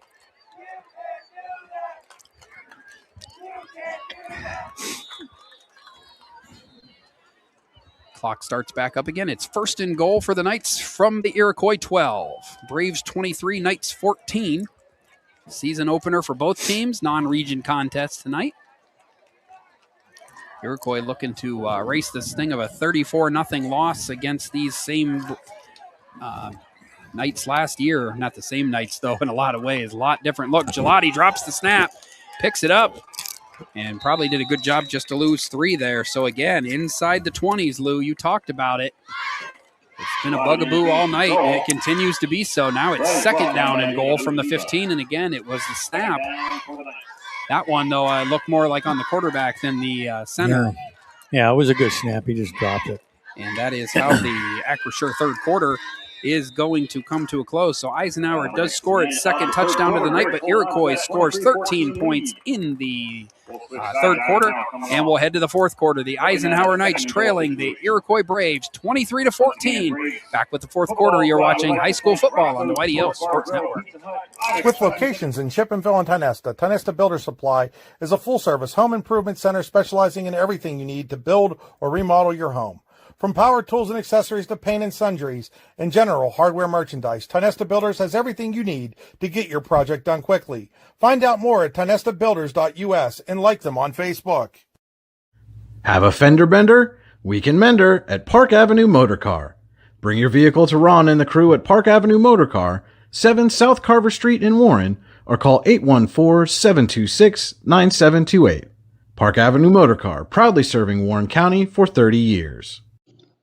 Icy Ink Screen Printing and Embroidery offers screen printing and embroidery on apparel as well as on cool gear like backpacks, window decals, and engraved tumblers.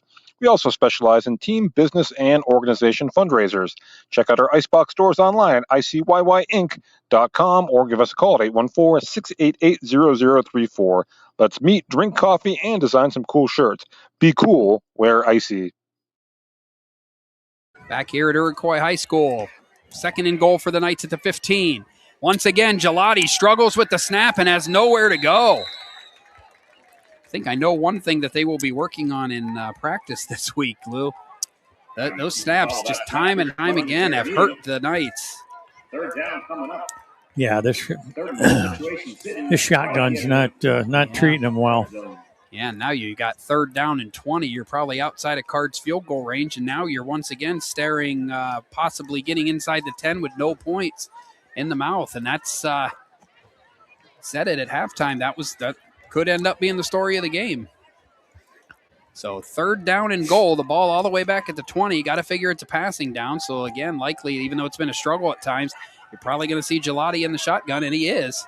He's got Havers to his left. Knights need a play. Screen pass to Havers. He makes the catch, but he's only going to get about 5 yards. Got a flag. And we do have a flag on the play. Avery is complete, but Cornell's there to meet him. I wonder if we had maybe a player down blocking downfield. It was a screen pass, and I would think Iroquois probably just waved that off anyway. Nope, they're going to wave it off. So a gain of 5. Correction, no flag on the play, but it will be fourth down. But it is fourth down and goal from the 15, and they get a player down on the other side of the field, but he's off the field, so I guess they're just going to. Yeah, it looks like they're going to go ahead and they're running Jasir Wayne on the field. He's back after having a cramp earlier. So fourth down and goal, ball at the 15-yard line. Gelati might have to just heave it up and hope for a miracle here. And he throws it, and it's intercepted. And we have a flag down on the tackle, but also one down behind. Well, the ref picked it up already. There was a flag in the backfield, too, or behind where the pass was thrown, but he picked up the flag already and put it away. So maybe it was an errant flag.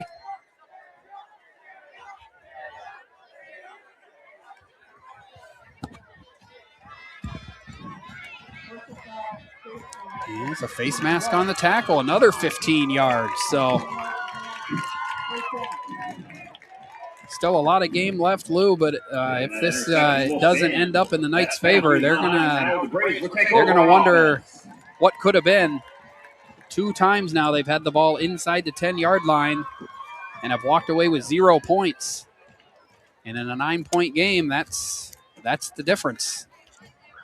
And now you put Iroquois, who is 2 for 2 in the second half in scoring, back on the field with a 9-point lead and 10:39 to go. Now you got to see what they'll do offensively, whether they'll decide to maybe take the air out of the ball here. Now they say that, though. Coughlin is still in the shotgun. He will hand it off to Cadden. And Cadden's got a nice push. He's got 5 yards. They get 3, 4, 5 yards at a clip. They're going to run. They're going to run some clock. They're going to get some first down. So they got to get a stop, and they got to get a stop now, while there's still time on the clock. I mean, 9 points is 9 points. I don't care how you get them, but you got to get 9 points. You still need you need a touch. You need a touchdown. You're going to need 2 possessions. You need 2 scores. Yeah. You got to get 2 scores. Yeah, and with Iroquois, the way they've been moving the ball, and might be able to. I don't even know if the Knights can get 2 possessions. Barry gets about 7 on the carry. Pine has to build her supply first down. Just too much, as you said, Lou. It's just I don't know that the Knights have been far off tonight, but there's just been a few things, just a few execution things, a couple deep passes where they were close, but just not quite in position. And then, of course, those 2 possessions down inside the 10-yard line where you walk away empty. Don't even get a field goal attempt either. You know what I mean? Like, it's one thing to get no points, and at least you had a field goal try. They didn't even get a kick. You know, you don't get the opportunity to put points on the board. Ball sailed through the hands of Olowinski on that play, incomplete. First incompletion of the half for Chase Coughlin. He's 10 out of 15 tonight. Got a couple touchdowns, and one thing his stats showed from last year, 14 interceptions. That's one thing. The Braves have 0 turnovers tonight. Yep. And not a lot of penalties, 0 turnovers, and executing some big plays. That's usually a winning combination. And they're 9 minutes and 24 seconds away from that here in the Generational Wealth Management fourth quarter.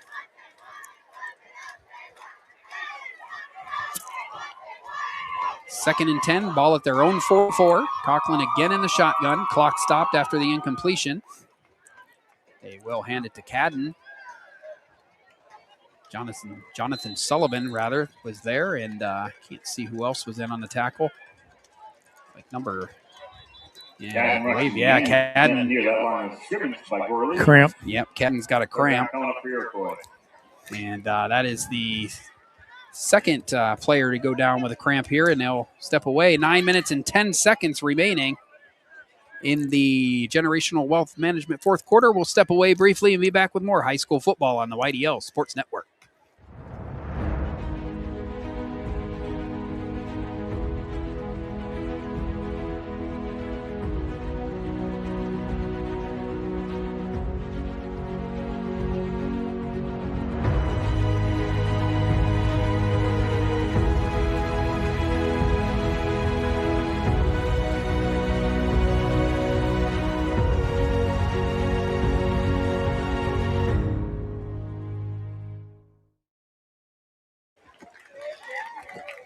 Back here at Iroquois High School, Cameron Cadden coming off the field. Had a cramp, it appeared, after that run. It was a short run, and now the Knights have them, the Braves 3rd and 9. So this is a big moment. They need a stop, need to put the ball back here. Generational Wealth Management fourth quarter. John Bongiovanni, Lucas Slazak, and Adam Jack of Generational Wealth Management in Erie and Bradford are here for your investment needs. They offer world-class investment services and internationally recognized insurance products from Northwest Mutual, an industry leader. Find out more at gwn.nm.com. Going deep again. Oh. Well, Coughlin had Olowinski. Looking for Olowinski again, but that pass is incomplete. So 4th down and 9. And then the Braves may be doing the Knights a few favors on that drive. A couple incompletions stopped the clock. And now it looks like Olowinski, or Coughlin rather, has a cramp now on the sideline too. So that's all 3 players involved in all the touchdowns tonight for the Braves have now all come off the field cramping. And we're going to have one of the few times, maybe the first time tonight, that the Braves have had the punt. First punt. 8:56 left in the game, and you'll take that almost every week if you can punt for the first time in the fourth quarter. Wobbly kick. Taken by Boozer at the 28, and yeah, he took a knee when he caught it, and unfortunately that's going to take away the opportunity for some return yards down at the 29-yard line, and that's where the Knights will start. 8:49 to go, no margin for error now, Lou. You got to figure you're going to probably about 3 possessions left in this game, offense, defense, offense, and you're going to have to score, stop, score in order to come away with the 1-0 start. So it all starts from the 29-yard line. Next week away at Maplewood Junior Senior High School. That's September 4th at 7 p.m. out in Maplewood. I'm sure the Braves would love your support if you want to make that drive. Stick around after tonight's game for the Icy Inc. post-game show. We'll have a game summary and final stats, see if we can track down an Icy Inc. player of the game for a post-game interview, and we'll also see if we can find some scores from around week 1. Pass intended for Geeson, incomplete, a little too far out in front of him. So it's been a tough night passing for the Knights. They're 4 out of 10 for 28 yards with an interception, and I believe we have another Iroquois player down. So I don't think this is a cramp. Yeah, this one does not look like a cramp, so we'll let the trainer attend to him and take a short break. We'll be back. 8:46 remaining in the fourth quarter. Eisenhower trailing Iroquois 23-14. It's the high school football on the YDL Sports Network. We think Ross Becker Insurance is a place for you and for your family, for your individuals, for your businesses, because we want to be your insurance advisor. We're local. We're knowledgeable. We have contracts with all different insurance carriers to customize and fit the right insurance program for your needs. We're here. You can come sit down with us, talk to us one-on-one, sit across from the kitchen table, sit across from our desks, and we can give you good insurance advice, how you can save money, where you don't want to save money and skimp out on coverage. And so we're there to help balance that and give you good insurance advice, good risk management advice. So after you have a claim disaster, you can have confidence that your family, your businesses, your cars, your assets are best protected.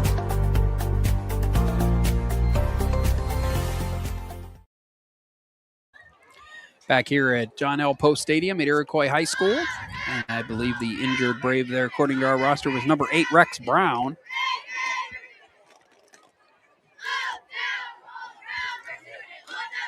He's coming off the field here, and the Knights will take over at their own 29. Actually have run one play on this possession. It was an incompletion from Gelati to Geeson. Can't start the clock. It was an incomplete pass. And an injury timeout. Well, it'd be the clock. Yeah. There's the pitch to Geeson. He's looking for room. Nice hard run. He's not quite going to get the first down, but he's got 9 yards. So a good run, and stop the clock. Maybe they are going to give him a first down. Yeah, they are going to. Yep. It's a 10-yard gain and a first down. Ty Nesta Builder Supply first down for Geesing, sorry. And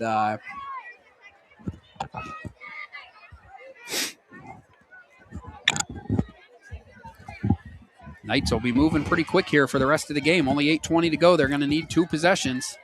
And they're going to have to pay them both off with at least 1 touchdown and a field goal or some combination of 9 points to get this game tied up. Gelati kept it that time. Pitches to Giesing. The ball's on the ground. Still on the ground and picked up by Iroquois. Oh, no.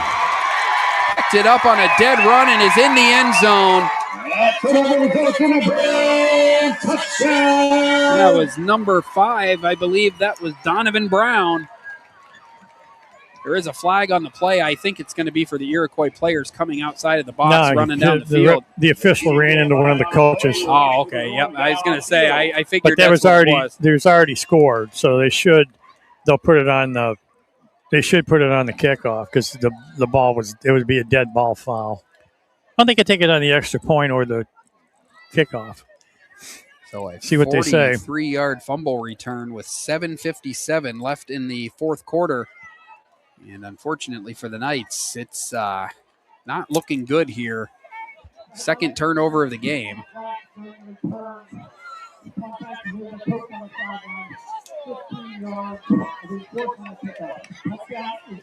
Right. Yeah, so the touchdown's good. It will be 15 yards on the kickoff, but it is now 29-14 in favor of Iroquois. That one was brought in by Donovan Brown. Donovan Brown picked up the fumble on the pitch. And the Knights definitely in trouble here as we get down into the final 8 minutes of this game. As we'll see what Iroquois does on the extra point, but they're going to need at least 2 touchdowns and maybe even a pair of 2-point conversions here now just to tie if this extra point is good. As it's 29-14 Iroquois. Armbruster's extra point blocked again. So little consolation, though, for the Knights as they now trail 29-14. In favor of Iroquois, another defensive score for the Braves. 7:57 left in the Generational Wealth Management fourth quarter. We'll take a short break and be back with more. You're watching high school football on the YDL Sports Network.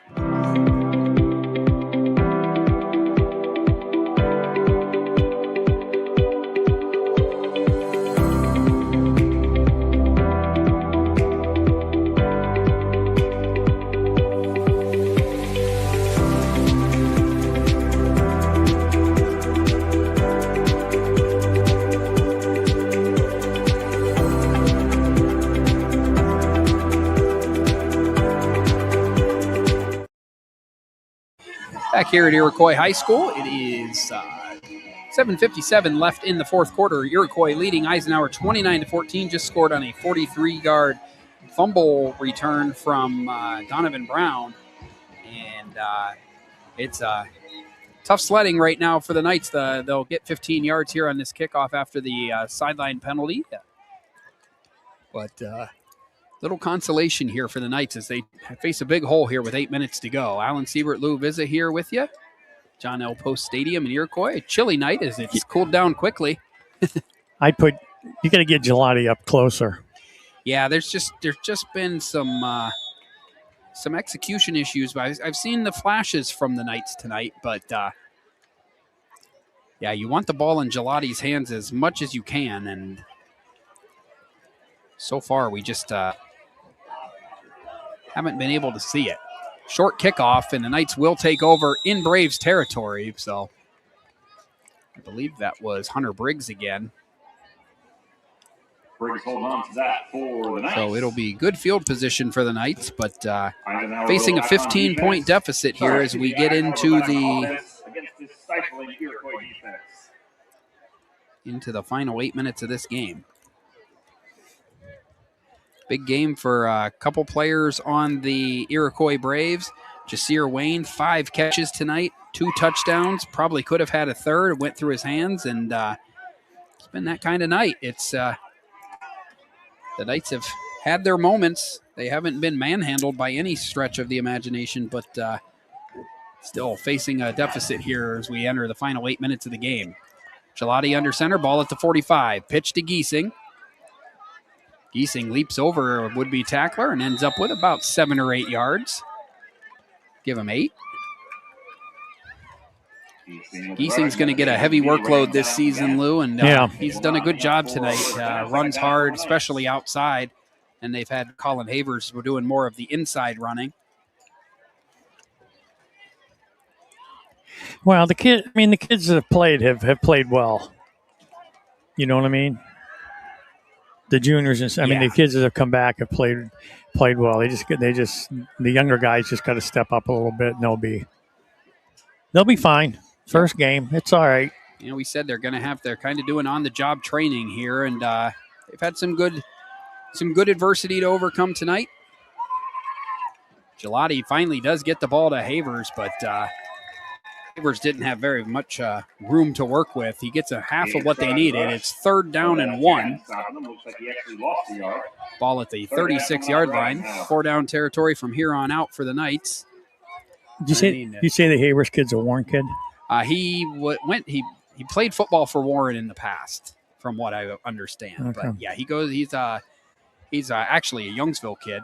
Oh, is he? Yeah. Oh, okay. So and didn't play last year, but he had some experience in Warren before, and must have decided to come out this year. So another weapon for Coach Penley. They give the ball to Giesing this time. Again, another strong run. Giesing picks up a dozen down inside the 25. And, despite how it looks, there is a path to victory here, but it's razor thin right now. Need a score and either an onside or a quick stop, and then another score, and you're going to have to throw in at least 1 2-point conversion in there. So not impossible, but an uphill battle here halfway through the 4th quarter. 6 minutes remaining. Gelati back to pass. Going to throw it up over the shoulder of Boozer. Incomplete, out of bounds. Gelati's pass intended for Boozer is too much incomplete. And we've crossed over the halfway point of this 4th quarter. Braves up by 15. 2nd down and 10. And Eisenhower looking at a 2nd and 10. Knights are getting down to what's been their trouble spot tonight, Lou. Yeah, inside the 20. Close to the 20 here. They're at the 24. So maybe the plan is just to score from here and not even snap it inside the 20. We'll see. Owen Ash out to the right. They're going to hand it to Giesing. And Giesing's he's having a lot of success there, and I think that if the game was a little closer and they had a little more time, they've really found something with him running between the tackles as well. He's got 10 yards and another first down there. He's a hard runner. Yeah, definitely. He's a downhill runner, and if he gets a little bit of time to get the legs turning before, he really does pick up some nice chunks here offensively. Inside the 20 again, though. And we have a timeout, I believe. Didn't see where they signaled. I believe it's an Iroquois timeout. So we'll go ahead and take one with them. It's a Ross Becker Insurance timeout. 5 minutes and 31 seconds remaining in the 4th and final quarter. You're watching high school football on the YDL Sports Network. We think Ross Becker Insurance is a place for you and for your family, for your individuals, for your businesses, because we want to be your insurance advisor. We're local. We're knowledgeable. We have contracts with all different insurance carriers to customize and fit the right insurance program for your needs. We're here. You can come sit down with us, talk to us one-on-one, sit across from the kitchen table, sit across from our desks, and we can give you good insurance advice, how you can save money, where you don't want to save money and skimp out on coverage. And so we're there to help balance that and give you good insurance advice, good risk management advice. So after you have a claim disaster, you can have confidence that your family, your businesses, your cars, your assets are best protected.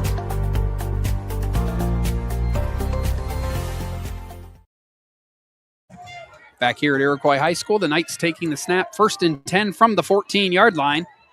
They go to Boozer. This one worked for a touchdown earlier tonight, but he's going the wrong way. And he ends up losing quite a bit. And once again, it's kind of a disastrous play inside the 20, and maybe lucky for them, they're back outside the 20 now at the 21-yard line. 2nd down and 17 as we near the 5-minute mark of the 4th quarter.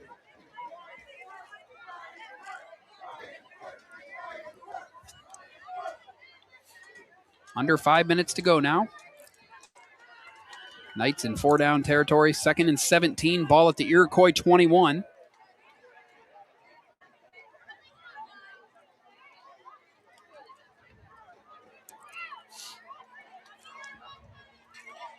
Here's the snap. Gelati throws it to Giesing. Giesing makes a nice cut, looking for room. He's inside the 10. Finally brought down around the 13-yard line, or the 8-yard line, 13-yard gain, rather. Second catch of the night for Giesing. Did some quick math during the last time out. Giesing is over 100 yards rushing tonight, 15 carries, 101 yards. Has not found the end zone yet. This would be a good time for it, though. We're getting down to the final minutes of this game. 4 minutes and 9 seconds to go. Iroquois 29, Eisenhower 14. The Knights inside the 10 again. Gelati looks for room. Still going. He's still on his feet and into the end zone. Touchdown, Eisenhower. And now a decision for Jim Penley here. You can go for 2 now and get it down to 7, or you can try the extra point and then try your 2-point later. But that is Joe Gelati's second touchdown of the night. Second of this half. This one, again, just like the first one, from 9 yards out, or the first one was 10, rather. 3:53 remaining in this game, and they are going to go ahead and go for 2.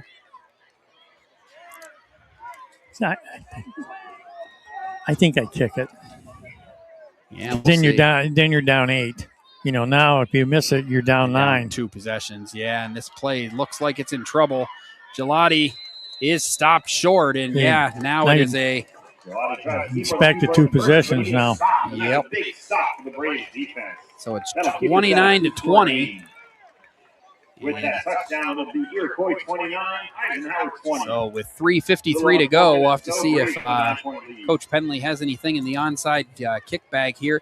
We'll step away briefly for 30 seconds and be back with more high school football on the YDL Sports Network. In every heartbeat, every helping hand, every moment of care, Warren General Hospital stands as a cornerstone of our community. For generations, families have trusted us to be here today, tomorrow, and always. We're transforming community health and wellness through excellence in quality, safety, service, engagement, and patient experience. Warren General Hospital.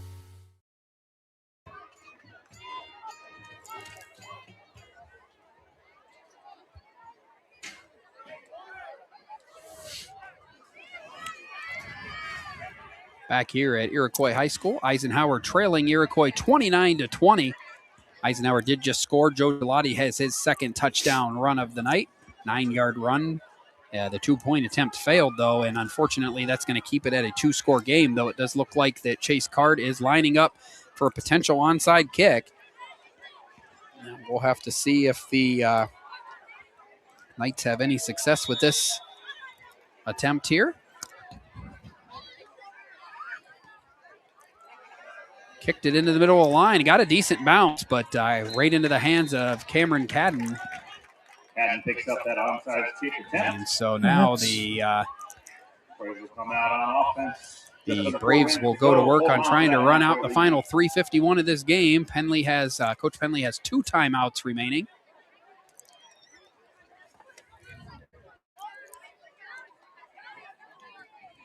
Again, a reminder, next week we'll be on the air from the Pasture of Pain, the home opener region game against the Fairview Tigers.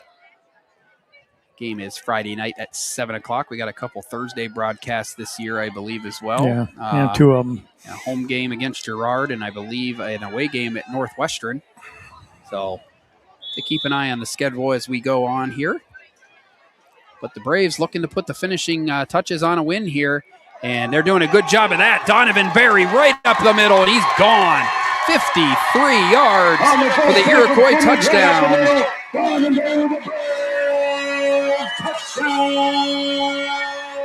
And the Braves have just carved up the Knights defense. That's their 4th touchdown of this second half. Braves out to their lead late here in the 4th quarter. 3:42 left in the Generational Wealth Management 4th quarter. That may just be the final nail right there, as it is now 35-20 in favor of Iroquois as they get ready for the extra point here.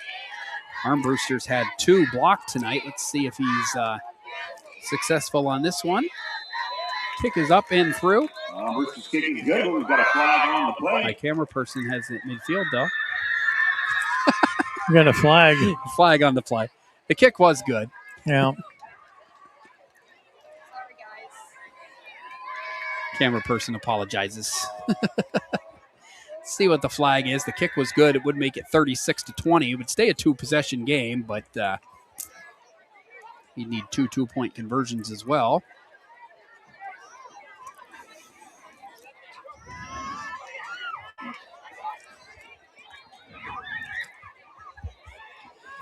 And still no call.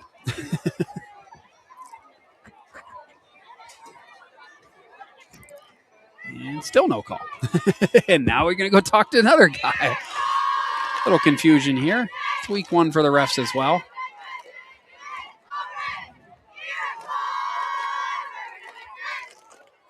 So we'll see here. It looks like Iroquois backed up. So 12 men on the field on the kick. So they'll attempt the kick again here. 3:42 left, 35-20 Iroquois, if you're just joining us. High snap, Armbruster never got that one off the ground, so the kick is no good. Second time around, that kick is no good, but the Braves are still up by 15. So it's 35-20 and still a 2-possession game, but just 3:42 to work with here for the Knights. So we'll step away briefly while they take another timeout. When we come back, we'll wrap up week 1 here. It's the Iroquois Braves 35, the Eisenhower Knights 20. You're watching high school football on the YDL Sports Network. Allegheny Electric Service of St. Mary's has been providing industrial and commercial electrical solutions for over 35 years. They offer complete design, build, installation, and maintenance of automated systems for a variety of industries. Allegheny Electric designs and installs wiring and lighting for any size project, big or small. And when you find yourself in a jam, they'll get your machine or facility back up and running in no time. Call Allegheny Electric Service at 814-781-1940 or visit AlleghenyElectric.com. Back here at Iroquois High School, Eisenhower trailing the Iroquois Braves 35-20. Alan Siebert and Lou Vizza here with you at John L. Post Stadium. Braves just scored on a 53-yard run from Donovan Berry right after the Knights had gotten on the board for the 3rd time tonight. And now the Knights find themselves down 2 possessions, 15 points with 3:42 to play.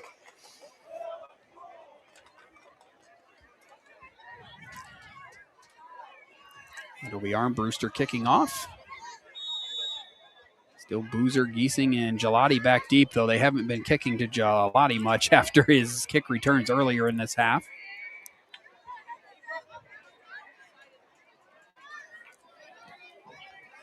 They keep it short again, and it ends up in the hands of Bryce Colson. Picks it up at the 28. Big guy getting the run there. Gets up near the 35-yard line. Nice tackle there. Number 24, Barry, who just had the touchdown run. Or rather, that looks like 74. Number 74, Caden Davis, made the stop, and the Knights will take over at the 34-yard line, trailing by 15.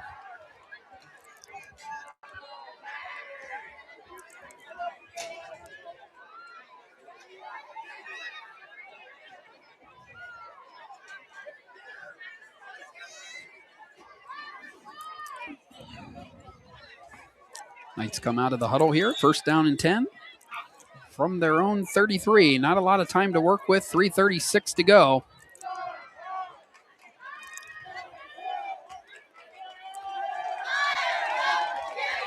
And Gelati ripped down.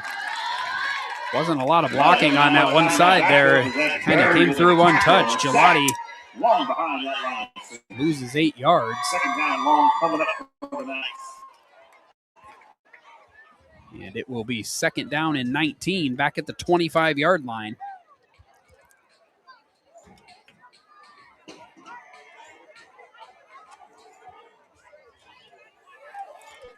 Three minutes and counting left in this game, so things looking pretty bleak for the Knights here in week 1, down 35-20. Have showed some flashes here, but definitely have some things to clean up before Fairview comes to town next week. Gelati keeps it this time. Nice move. gets out into space and finally goes down around the 38-yard line. No, Lewinsky stops him before he get any farther. Gain of that Eisenhower first down. 13 on the play. 14 carries, 45 yards, and a pair of touchdowns tonight for Joe Gelati. He would have had a lot more if that snap didn't go over his head. Yeah, I lost 36 yards on one snap, so nice little. Got to put a little asterisk on that one. That's unfortunate, but that's. Yeah, he'd be getting close to having 100 yards. Nolan Giesing's over 100 yards tonight. So a good opener for him. So definitely some bright spots for the Knights. They're going to start 0-1, but not a totally bleak game one. And Boozer almost came down with that one. Hit him in the hands, but a nice play. Wayne was right there to make sure that the pass could not be completed. It'll be fourth down. That was a good pass from Gelati, and it was right there. Boozer had his hands on it, but Wayne, good defense. He's done a lot offensively, and now he's impacting the game defensively as well. And the Knights are down to their last gasp here. 1:58 to go, 4th down and 6 from their own 39. And this is do or die for the Knights. Some confusion pre-snap. Gelati gets everybody where they need to be. Ball pass to Havers. Havers has the first down. Ends up picking up about 8 yards. Nice play. Havers did a good job there. Got his head, got the ball and turned and shoulders upfield, got downhill quick and got enough for the first down. Good awareness. Hurry up. Yeah, just no call coming in. Now it's sent out, but the clock is running. 1:40 to go. Freshman Owen Ash brings in the play from the side. Gelati passes it on, and here we go from the 48-yard line.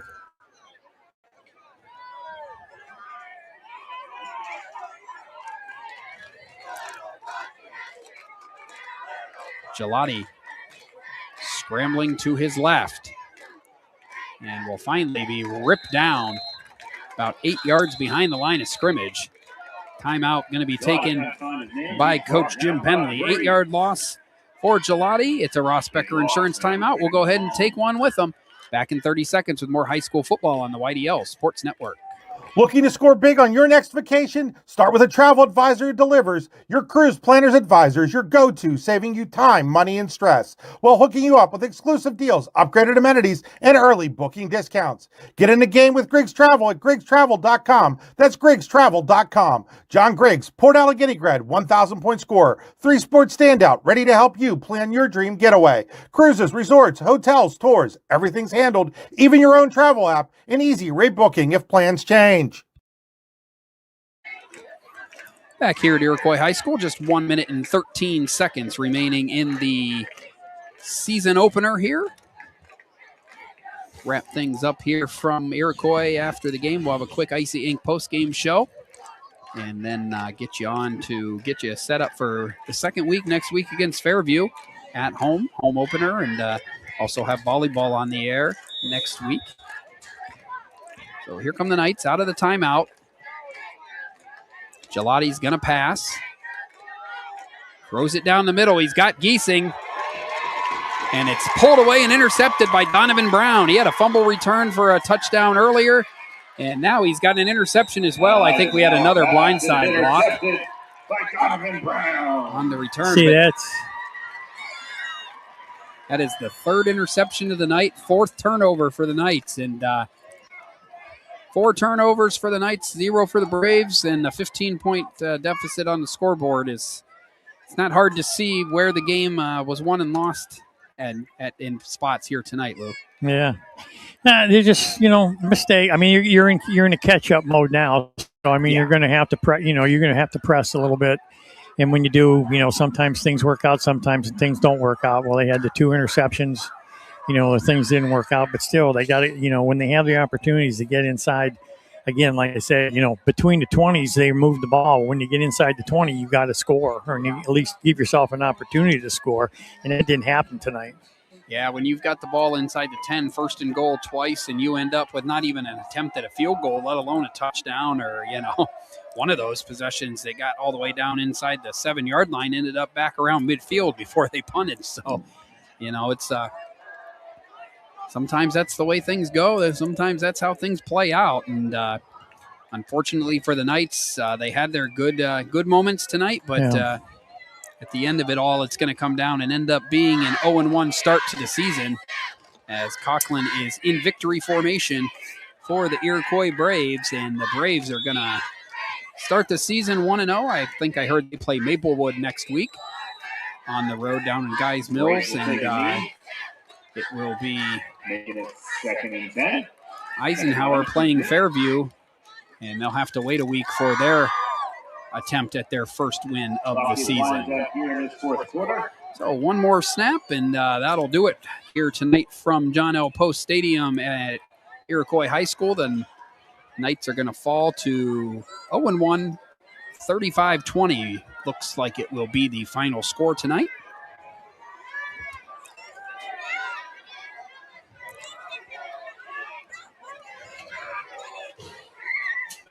Coughlin under center.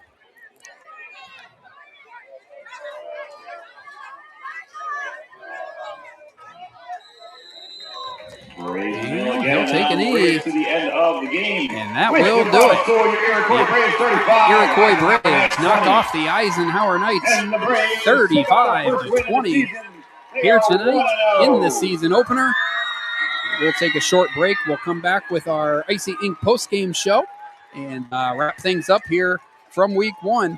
We'll be back in just a few minutes. They are watching high school football on the YDL Sports Network.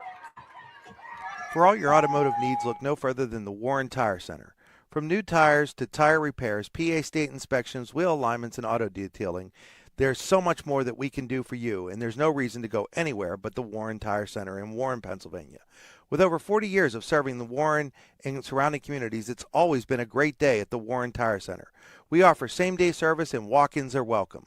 Open Monday through Friday from 7:30 a.m. to 5 p.m., the Warren Tire Center can be reached at 814-723-8050 and on the web at warrentirecenter.com. Golfing at one of the prettiest golf courses around is what you get when you play around at Hunter Station Golf Club just outside of Tonesta. Located in the Allegheny Mountains with a spectacular view of the Allegheny River, Hunter Station offers something for everyone. The rolling hills of the front nine, coupled with a back nine situated along the banks of the Allegheny River, create some of the best views in all of northwestern PA. And when you're done with your round, enjoy a delicious meal or a cold drink in our restaurant and bar. Looking for a place to stay? Hunter Station has you covered there too with play and stay packages. Find out more at hunterstation.com. We think Ross Becker Insurance is a place for you and for your family, for your individuals, for your businesses, because we want to be your insurance advisor. We're local, we're knowledgeable, we have contracts with all different insurance carriers to customize and fit the right insurance program for your needs. We're here, you can come sit down with us, talk to us one-on-one, sit across from the kitchen table, sit across from our desks, and we can give you good insurance advice, how you can save money, where you don't want to save money and skimp out on coverage. And so we're there to help balance that and give you good insurance advice, good risk management advice. So after you have a claim disaster, you can have confidence that your family, your businesses, your cars, your assets are best protected.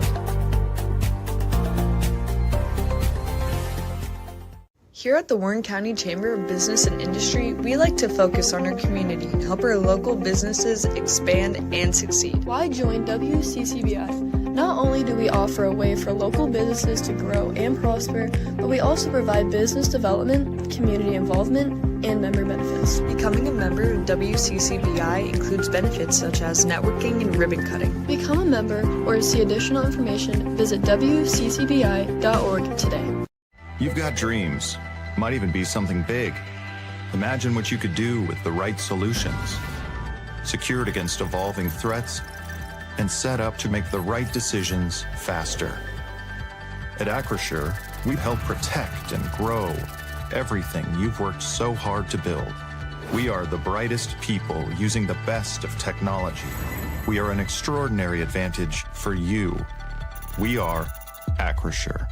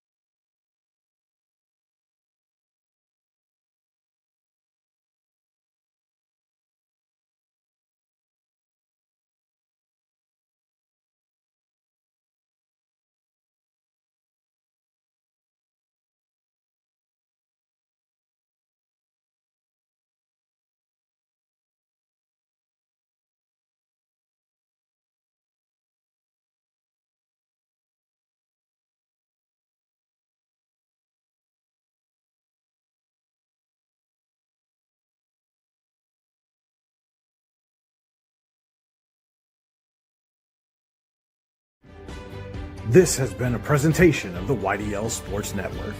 For in-depth written, audio, and video coverage, head to ydlsportsnetwork.com. The YDL Sports Network.